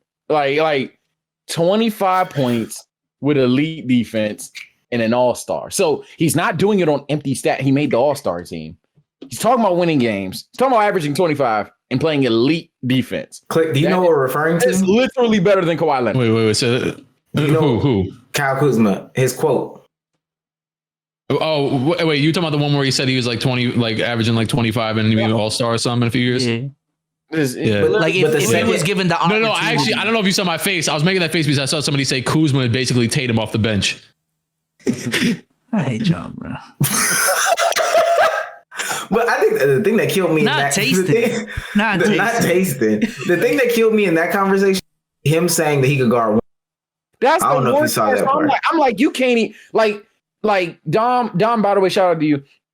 The whole thing for Dom and a lot of people who are like, say if you're just hating this shit, it's like, yeah, he could go out there, jack up, and he could give you a good 22 or whatever. I'm like, cool, bro. Do you understand what a 22 point per game elite two-way guard is? That is slightly worse than Kawhi Leonard. Like, that's Paul George. Like, bro, what are we doing? He's not even sniffing that. If Kuzma's averaging 25 points, it's not 40%. It's just not. It's a good 37, 38, maybe 39. If he's shooting 10 threes a night, he's hitting 3 of them. It's that's 30%. Yeah, I see. It's like I said, oh my god, it's as easy it is to call the boy trash. I'm not even trying to be toxic right now. It's just a matter of you can assess talent after 4 years, man. After 4 you can assess talent. Could he be in better situation? Sure. Is he at his peak? And he was like 22 coming out of college.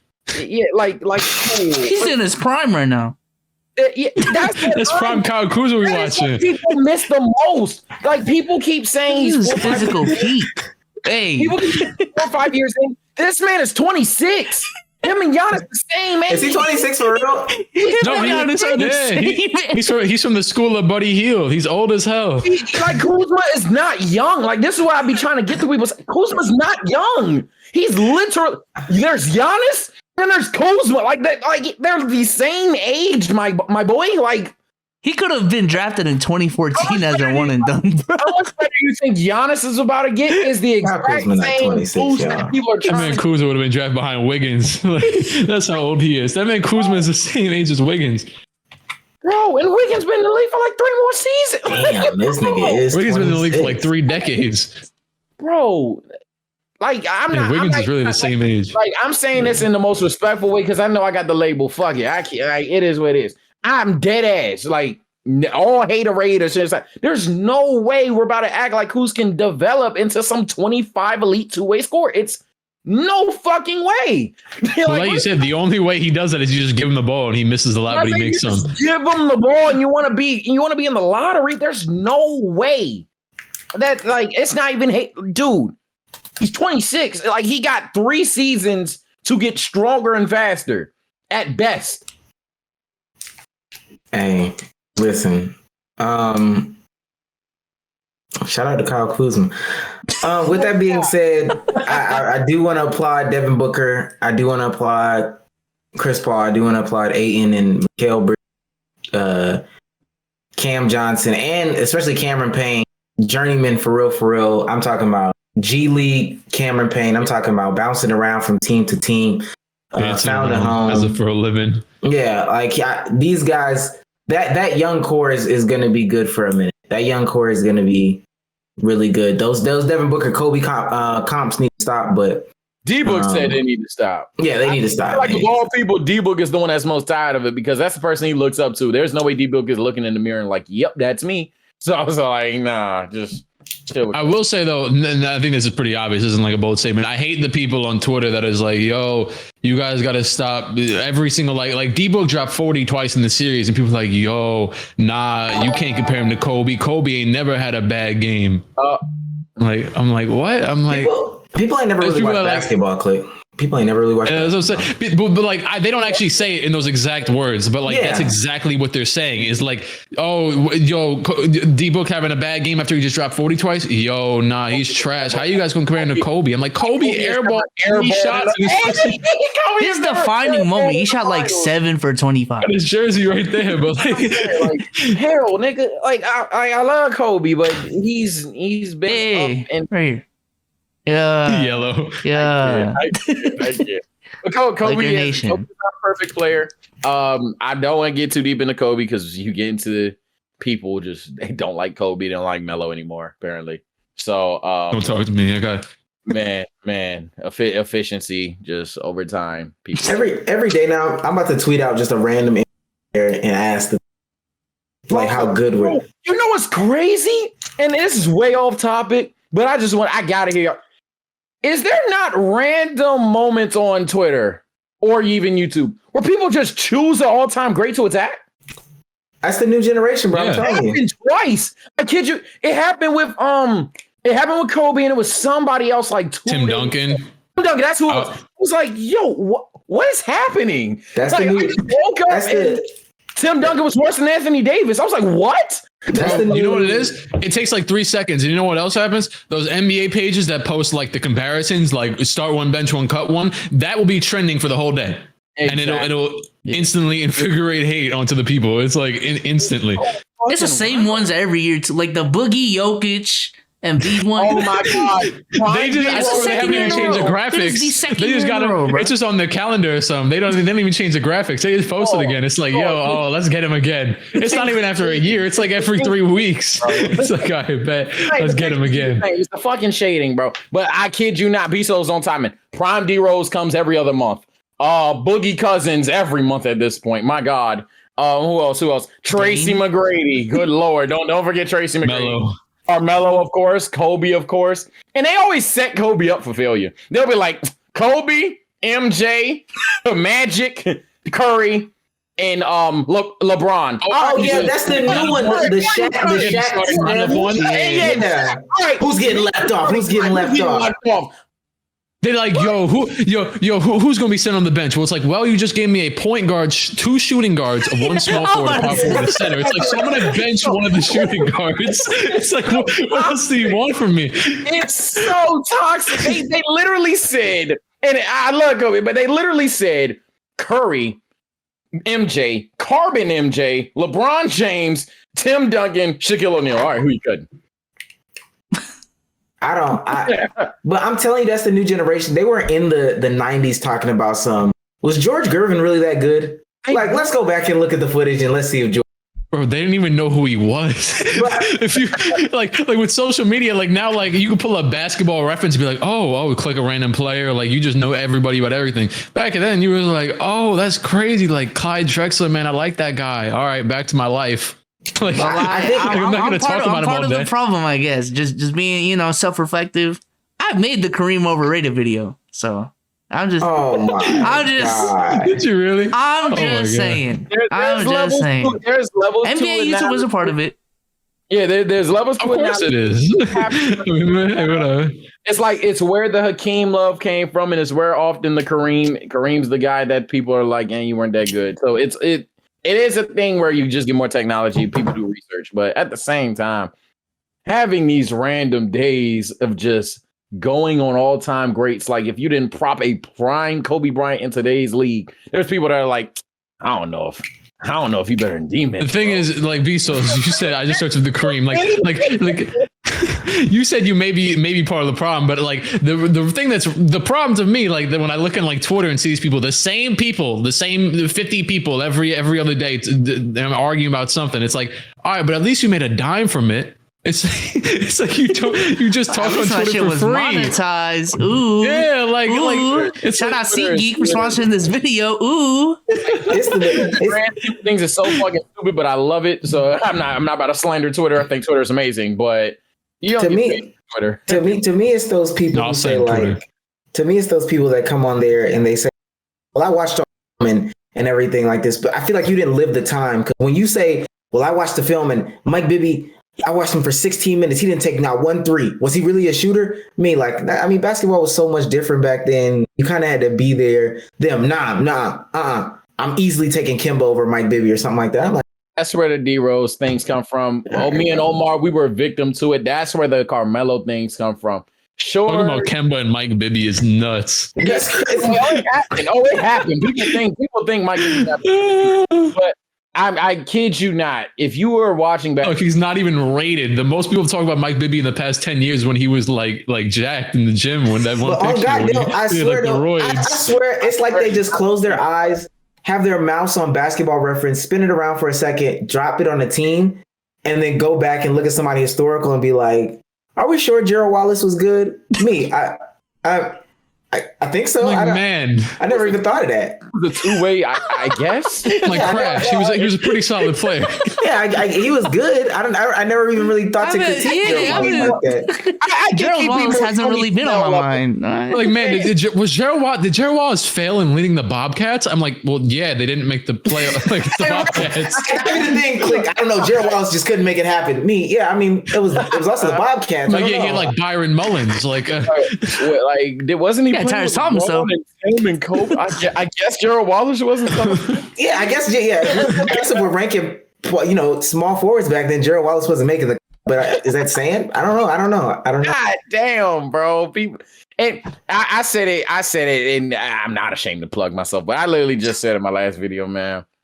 It's come to a point where people can't win. It's come to a point where players cannot win. There is no way we look at Carmelo Anthony and we're just like, bad score. Chad said, was Lou Hudson actually good? Lou Hudson? Hey, that is a funny name. No, that is so accurate. I swear they call these people bad scores now.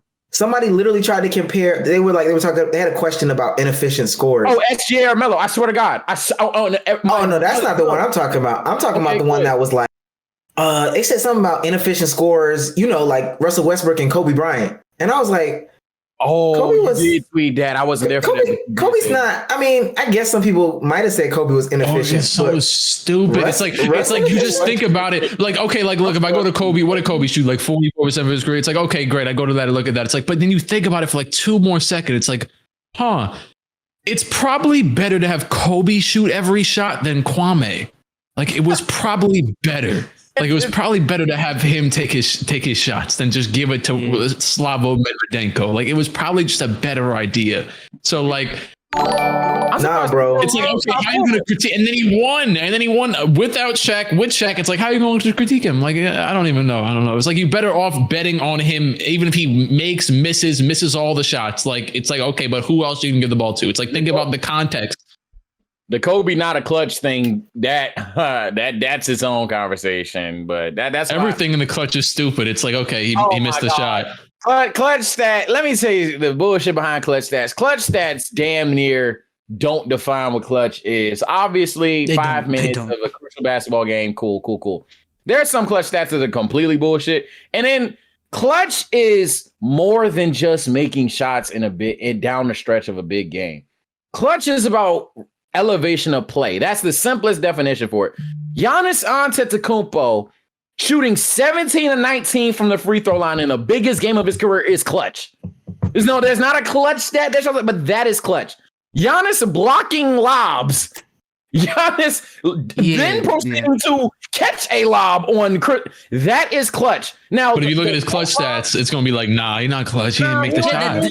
Literally, those blocks, those defensive stops do not exist statistically. For that. There's nothing for that. There's nothing for LeBron James looking at Derrick Rose, pulling his shorts up and shutting them down for the rest of the series. There's nothing for that. But also, I was saying this to Omar yesterday, and shout out to the subs real quick in the 200. I was saying this to Omar yesterday. Giannis's whole game yesterday was clutch. Like, that whole performance was clutch.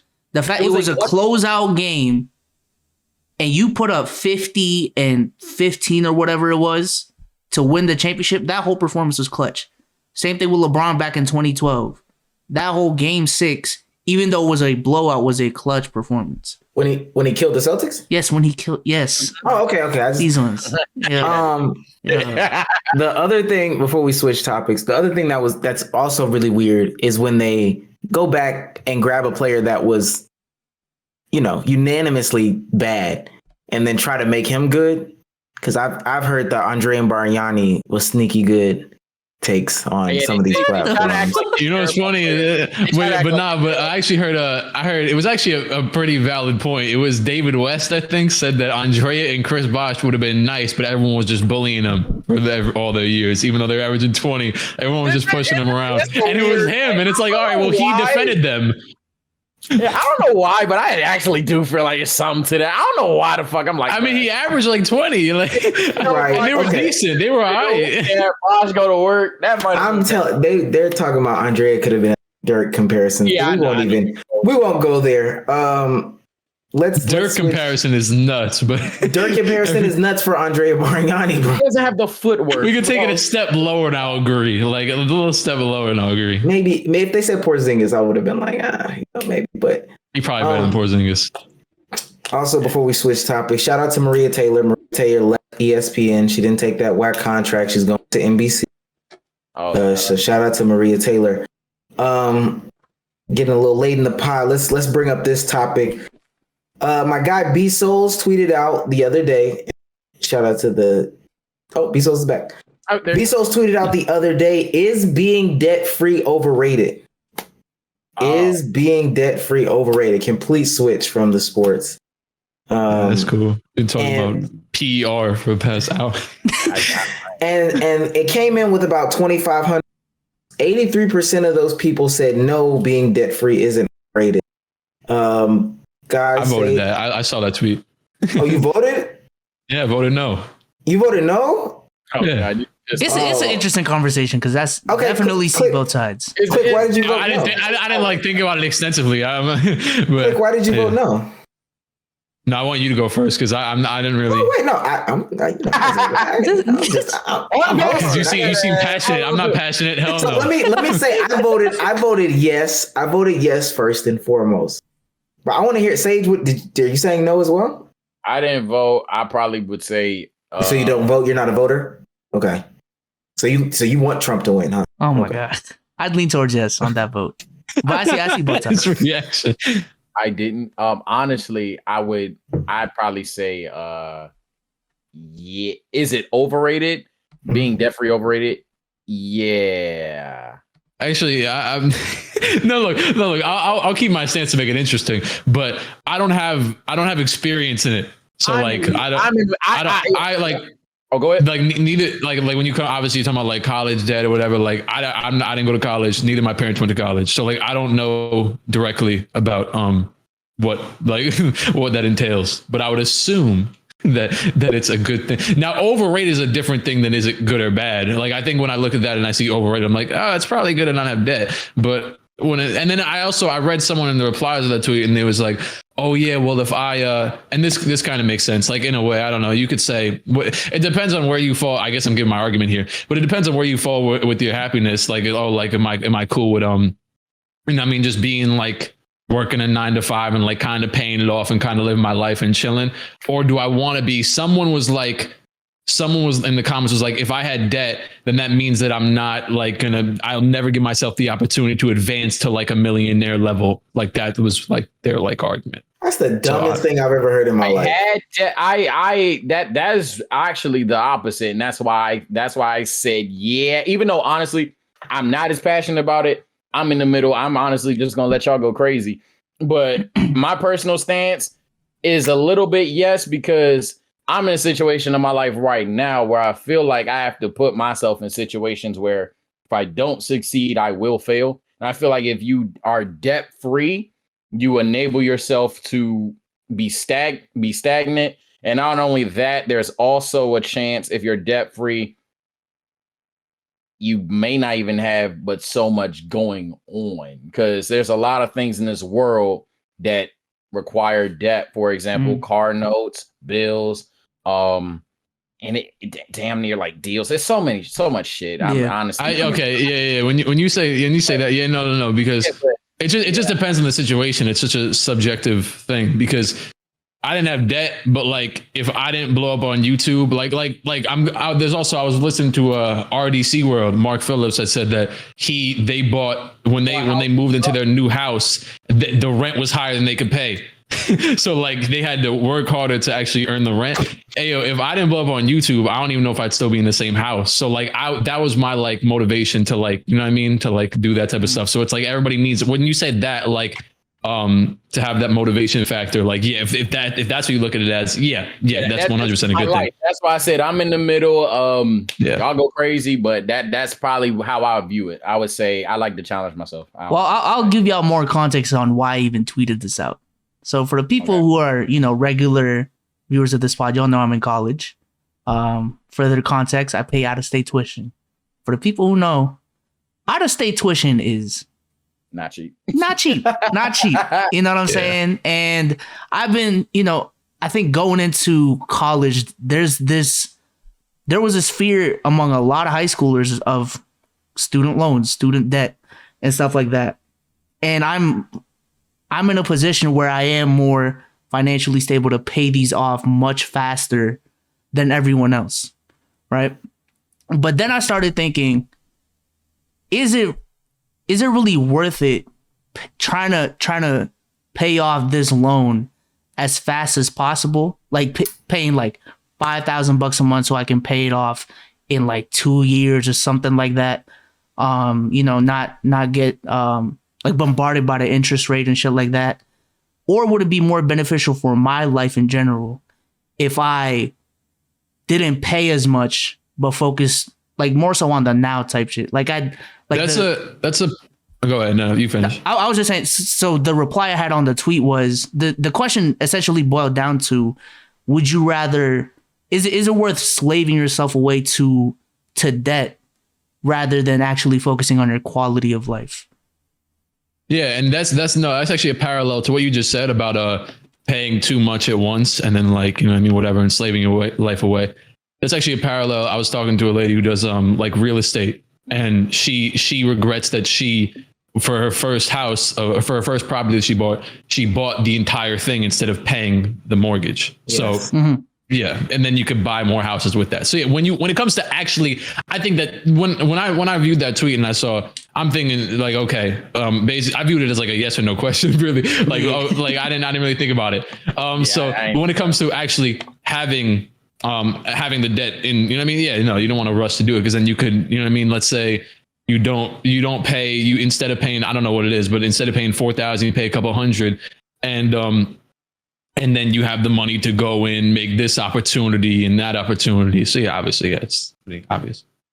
Yo, you ready for me to snap on him? Yeah, you put the glasses on. I got my glasses on. Yeah, I got the glasses on now. Your subject keeping it high.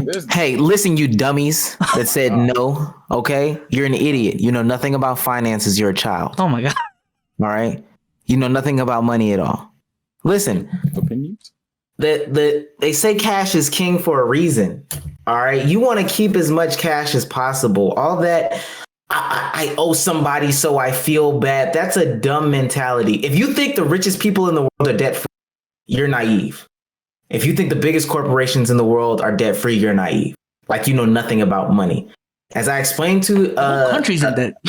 Whole country's in debt, and we're doing just fine. I ain't gonna lie. Omar, why we naming examples, Omar, bro? Me and you, we had this prediction about Floyd being broke. Floyd, he is like the money team guy. He's probably in debt. The money team, we don't got no money. In debt. That's nuts. Money individual. Probably in debt. So with the name of the game is how you make that money work for you. The ones that are talking about being, I feel bad for owing somebody money. Forget about them.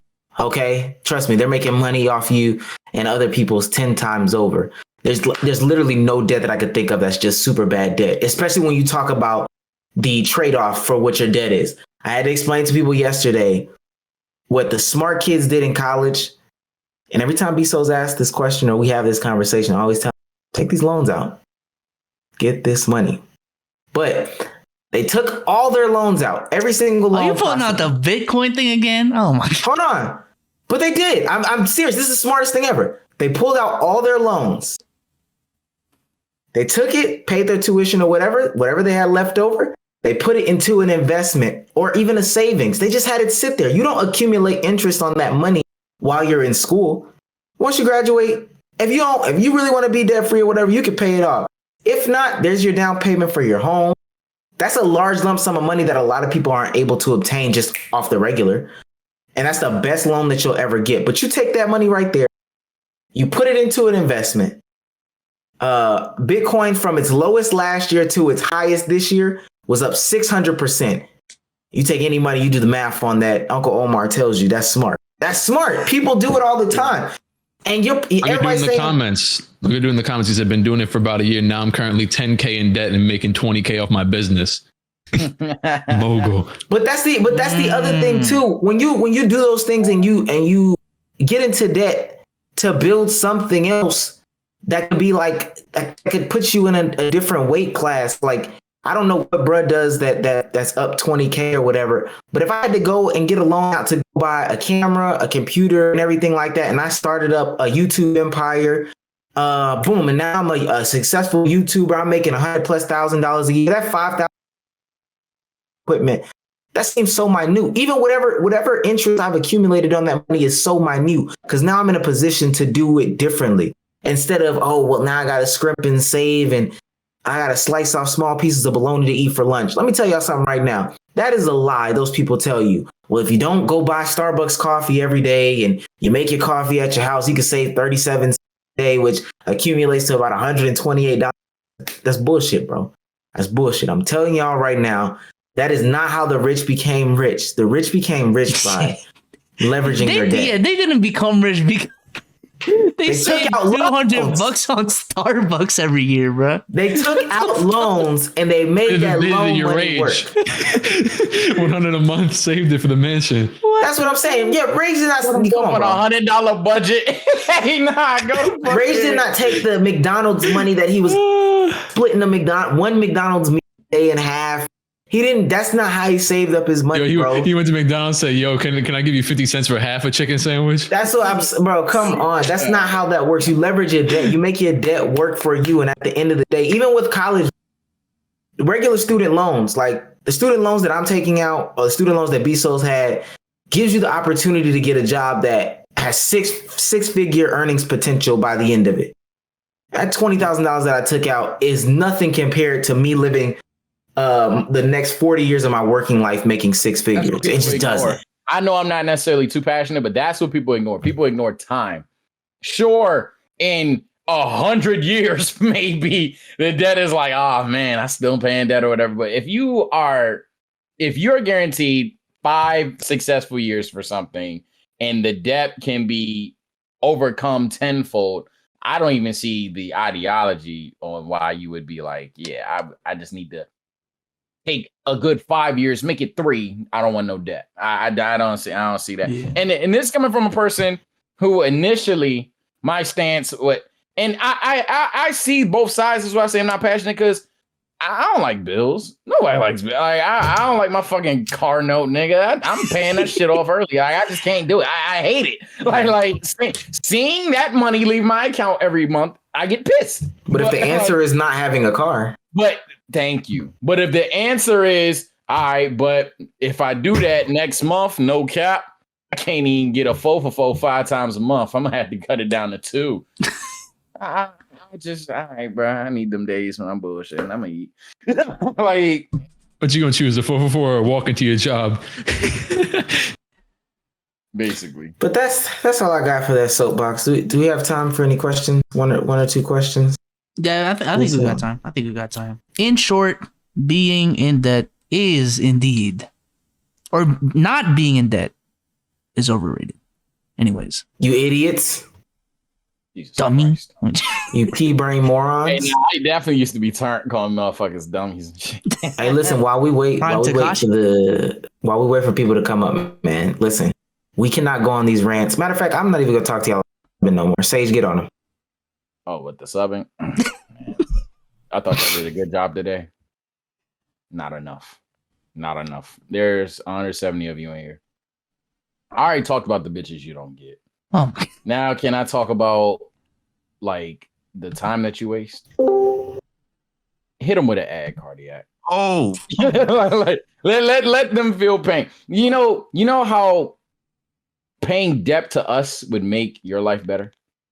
Paying us $5 every month for what we do on this podcast would make your life better. See this man right on your screen. I'm not gonna lie. I thought it was John.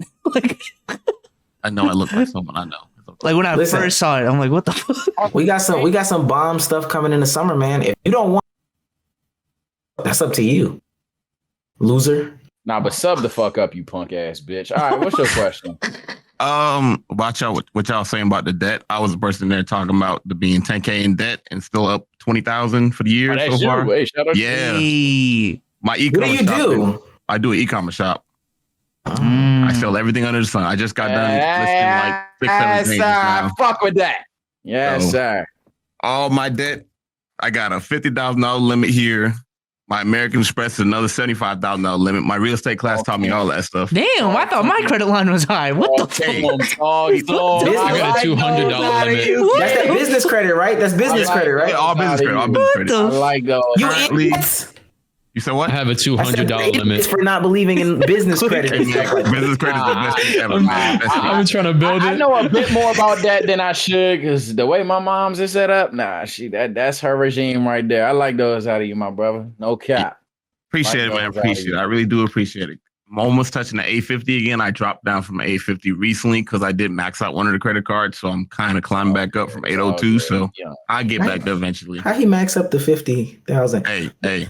But you don't see no difference. I thought you were talking about your credit score. I'm like, damn. Yeah, I maxed out the credit card and it dropped my score like 20, 30 points, but I paid it off. CVV, I'm dead. I know this is a different conversation for a different pod, but there's not like too much of a difference between like what 850 and 820 or something like that. It's not that much of a difference, but it dropped me down to like the low 700s, and I was like, okay, I got you. So I want to get a house for like free because the 850 credit score is worth more money than a fucking $100,000. So give me the 850 any day of the week.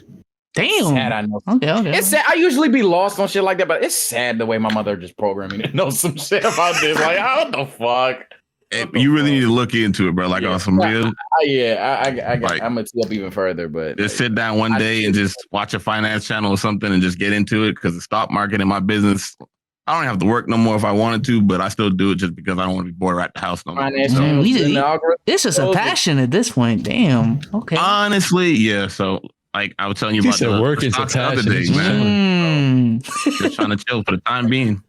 Waiting for my stock market to cash me out, and I'm good for the rest of my life. I'm retiring. Hopefully, I'll be able to retire by this year or next year. Hopefully, if not, then hey, it is what it is. What? Okay. Wait, how old are you? I'm finna turn 23 this year. I'll be 24 next year. What? So you're in position to retire by 25? If everything goes according to plan, you always gotta have a plan A, plan B, plan C. But if everything goes according to plan A, I will be retiring by this year or next year and legitimately just doing my YouTube shit full time. Hey, throw dubs in chat, bro. That's a big W.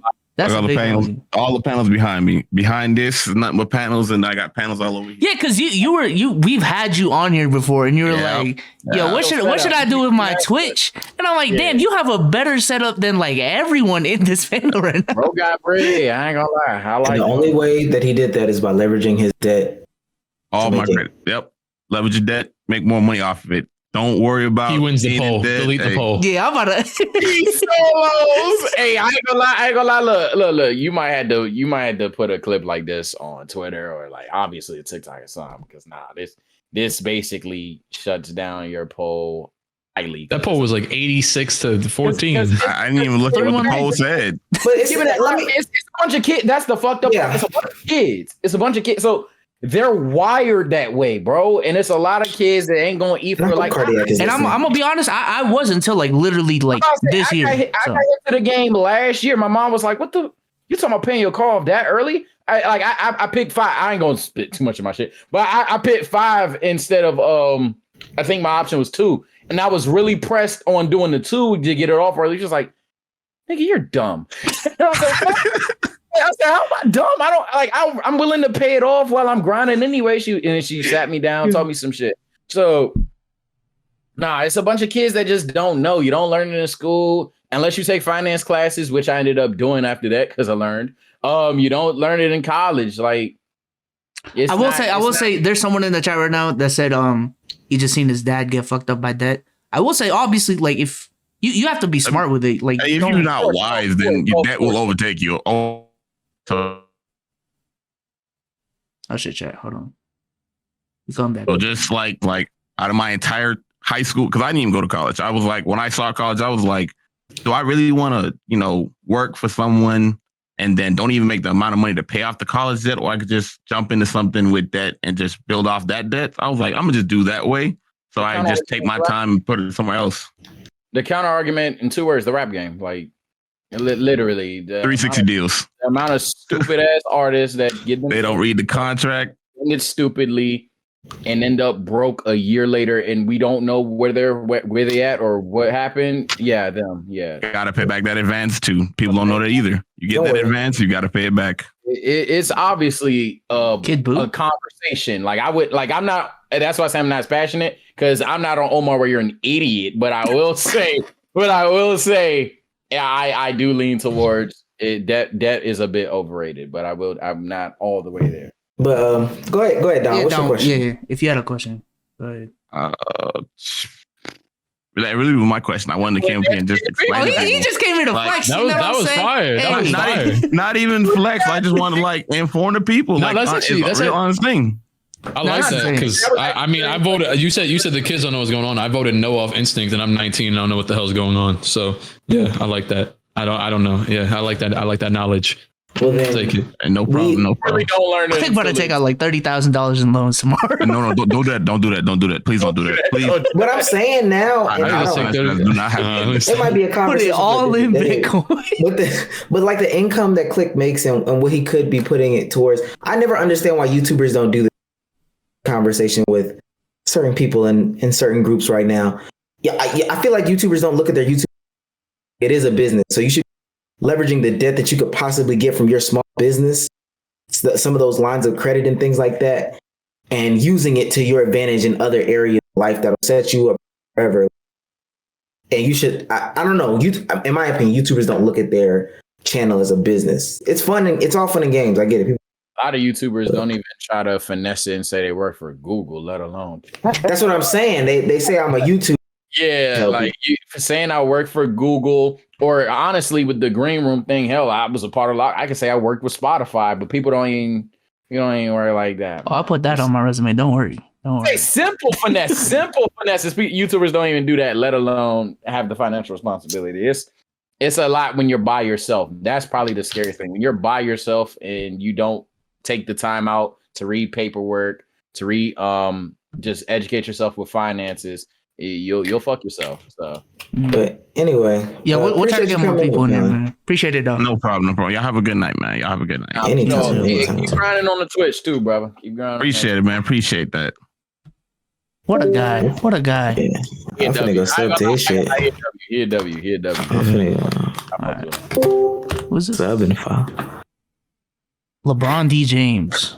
What's good? Gideon's plug. AKA Nephew. LeBron James. Nephew. Mic muted. You got 5 seconds. We got audience retention to take care of. All right. 3. Oh, okay. Go 3, 2, 1, go. Bop. Get him out of here. I'm on that Giannis count, bro. Chill out. I'm on that Giannis count. One. Oh my god. Audience. Kevin Durant's best friend. What's up? What it do? How you feel about Giannis, right? Hey man, it don't even feel real, bro. I was like, yeah, this nigga finna drop 20. I was at Green Room. I said 50. I was joking. This nigga really went out and dropped 50. Why was that like a lot of Giannis fans though? I hear that story a lot. Like a lot of Giannis fans was just casually joking about him dropping 50, and then he actually did it. That's like after they went down 0-2, I thought they were gonna win in 6, but I was like, man, this nigga finna go D-way. Y'all niggas not ready. I didn't think it was gonna happen. This is wild. But Yeah, question. the question I was gonna ask was about the Bucks, and like. The Bucks, like, wait, before I ask that, hey, yo, Omar, aren't you supposed to be at Kanye listening party? Never mind, let me shut up right quick. That's tomorrow. Is it tonight? Yes, nigga. But the Bucks, the way that they had built their roster was like it was almost built like cash in within like these last 3 years, and it was like weird because they got like a lot of breaks. And I know we think about like the end season breaks that teams got, but like it's like we forget about how many like contractual breaks they got. Cause like Brook Lopez, they pay Brook Lopez like $12 less. I'm getting beaten. I'm getting yelled at. Yeah. Punishment. Oh, Yeah, to mute real quick. okay. He said, hold on. Mom, I'm on a podcast. She said, "No, you're not. Shut up." You say that every week, every day. Every You in that locker room thing. First of all, she wasn't yelling at me. She was yelling at my Chill. I was saying What's the question? like $12, and not $12 million that is, and like Brook Lopez, and also Brook like. Yeah, you know you can't. Eli, what's going on? Eli, what's going on, bro? We can get another person in here, man. It's cool. It's cool. This is great. There's other Q&As, bro. You're good. I'm just, man. Punishment. I'm dead. That's funny. All right, we got one more in That's here. crazy. One more in here. Let's get Parks. Parks? This is the only person. Joe Budden podcast? Is this the Parks? What up? Yes, bro. RD souls, bro. Where the Tim episode, bro? Oh my God! When I come back to Massachusetts, I'll ask. Bro, you've been telling me this for months, bro. I'm ready to see Tim. Clique don't even know who Tim is. I don't know what's going on. No. When I started this pod, it was me, Dom, Wordu, Justin, and my friend Tim. And Parks has been an OG to even remember that. So, and Tim doesn't know anything about basketball, and we just talk basketball every pod. He's more of like a baseball dude. So it just didn't work. Hey, Click, I got another question. Click. Mm-hmm. When your Damian Lillard series over, are you gonna do another player or just go? Oh man, put me on the spot. I don't know. I'm just trying to. I'm not gonna lie. I'm just trying to end it at this point, like in a good way, because the first like 15 episodes were like fire, and recently I've been a little bit demotivated to do it. So not that it's not doing well, but like I'm like, okay, this is a lot, like just to do for the second channel. So but it's August almost, so definitely not in 2K21, but in 22 maybe. Bro, we need that Chris Paul, bro. And bro, Click, one more thing, bro. This is not a question. This is a demand, bro. And your 5-part series, bro. That man Bernard King was Jesus, bro. Where the recent map of his career, bro? So I can't even answer. You said it was a demand. Yeah, bro. Okay, it's not a question yet. Give us the recent, bro. All right, I'm noted. This is the demand. Where is the all right, I'll see y'all boys later. All right, twin. You sound like he was in a rush, bro. What the fuck? This nigga said, I demand a question. You know, Parks got to be in bed before 11 o'clock. His picture the wife. It's 11 on the dot. Yeah. You know how he get that. He got Bray Wyatt and Luke Hoffman mask on this shit. It's dangerous. Slam rock, bro. This dude right here. Anyway, real quick. Yo, Click. I know you were like a regular watcher of the Joe Budden pod. Like, what do you like? What's going on? Like, do you listen to them at all anymore? You just listen to Rory and Maul, or just... I don't even honestly. Well, like I stopped. I remember the last time I was on here talking about how like I watched it for a while because I watched it from like 2017 to 2020, and then I stopped watching it like at the beginning of 2020. So like I was already out of it by the time we talked. But I still like Joe Budden and all of them, whatever. But then they broke up, so I don't know what the hell happened. It's not even on YouTube. Yeah, I don't. His shit is exclusively on Facebook. Patreon. No, Patreon. Oh, it's on Patreon? Exclusively? Yeah. Like what we did on Let's Keep It a Buck. They did the same thing. Okay. Yeah, there's a dude. Have you seen the dude on YouTube who roasts them? He just drops diss tracks like every other day. I've actually watched that more than the podcast. There's a dude, and he just drops. He has like 40 diss tracks against the Joe Budden podcast. They played it on the pod, right? Because I'm pretty sure. Yeah. That's definitely how I found him. That's tough. But I mean, I think it's on somebody. I see it on Apple. Oh no, audio. Oh like yeah, the same just thing we the did. visual. Audios is fine. Like that didn't get. Oh, I see what you're saying. I still follow all of them. I just don't watch it. But yeah, I see they made some weird move. When he was, that's probably the one I watched. I mean, at least the clip of it. When he was watching, I mean, when he was reacting to Rory and Maul leaving, and he was yelling, "It's like I'm gonna sue y'all." Like I'm like, what? That man is nuts. Nevertheless, hey guys, this has been another episode of LKIAB podcast. Let's keep it a buck. I don't know why I just made it more complicated. I don't know why. An acronym. Listen, Sage, say goodbye to the people. Sage. All right, people. TSO_Sage on the YouTube just dropped a video. You know what I'm saying? There's a new him in town. Definitely go get at it. Look, then the Twitch, same thing. At a 2-3 for the IG. Take it back off for the Twitter.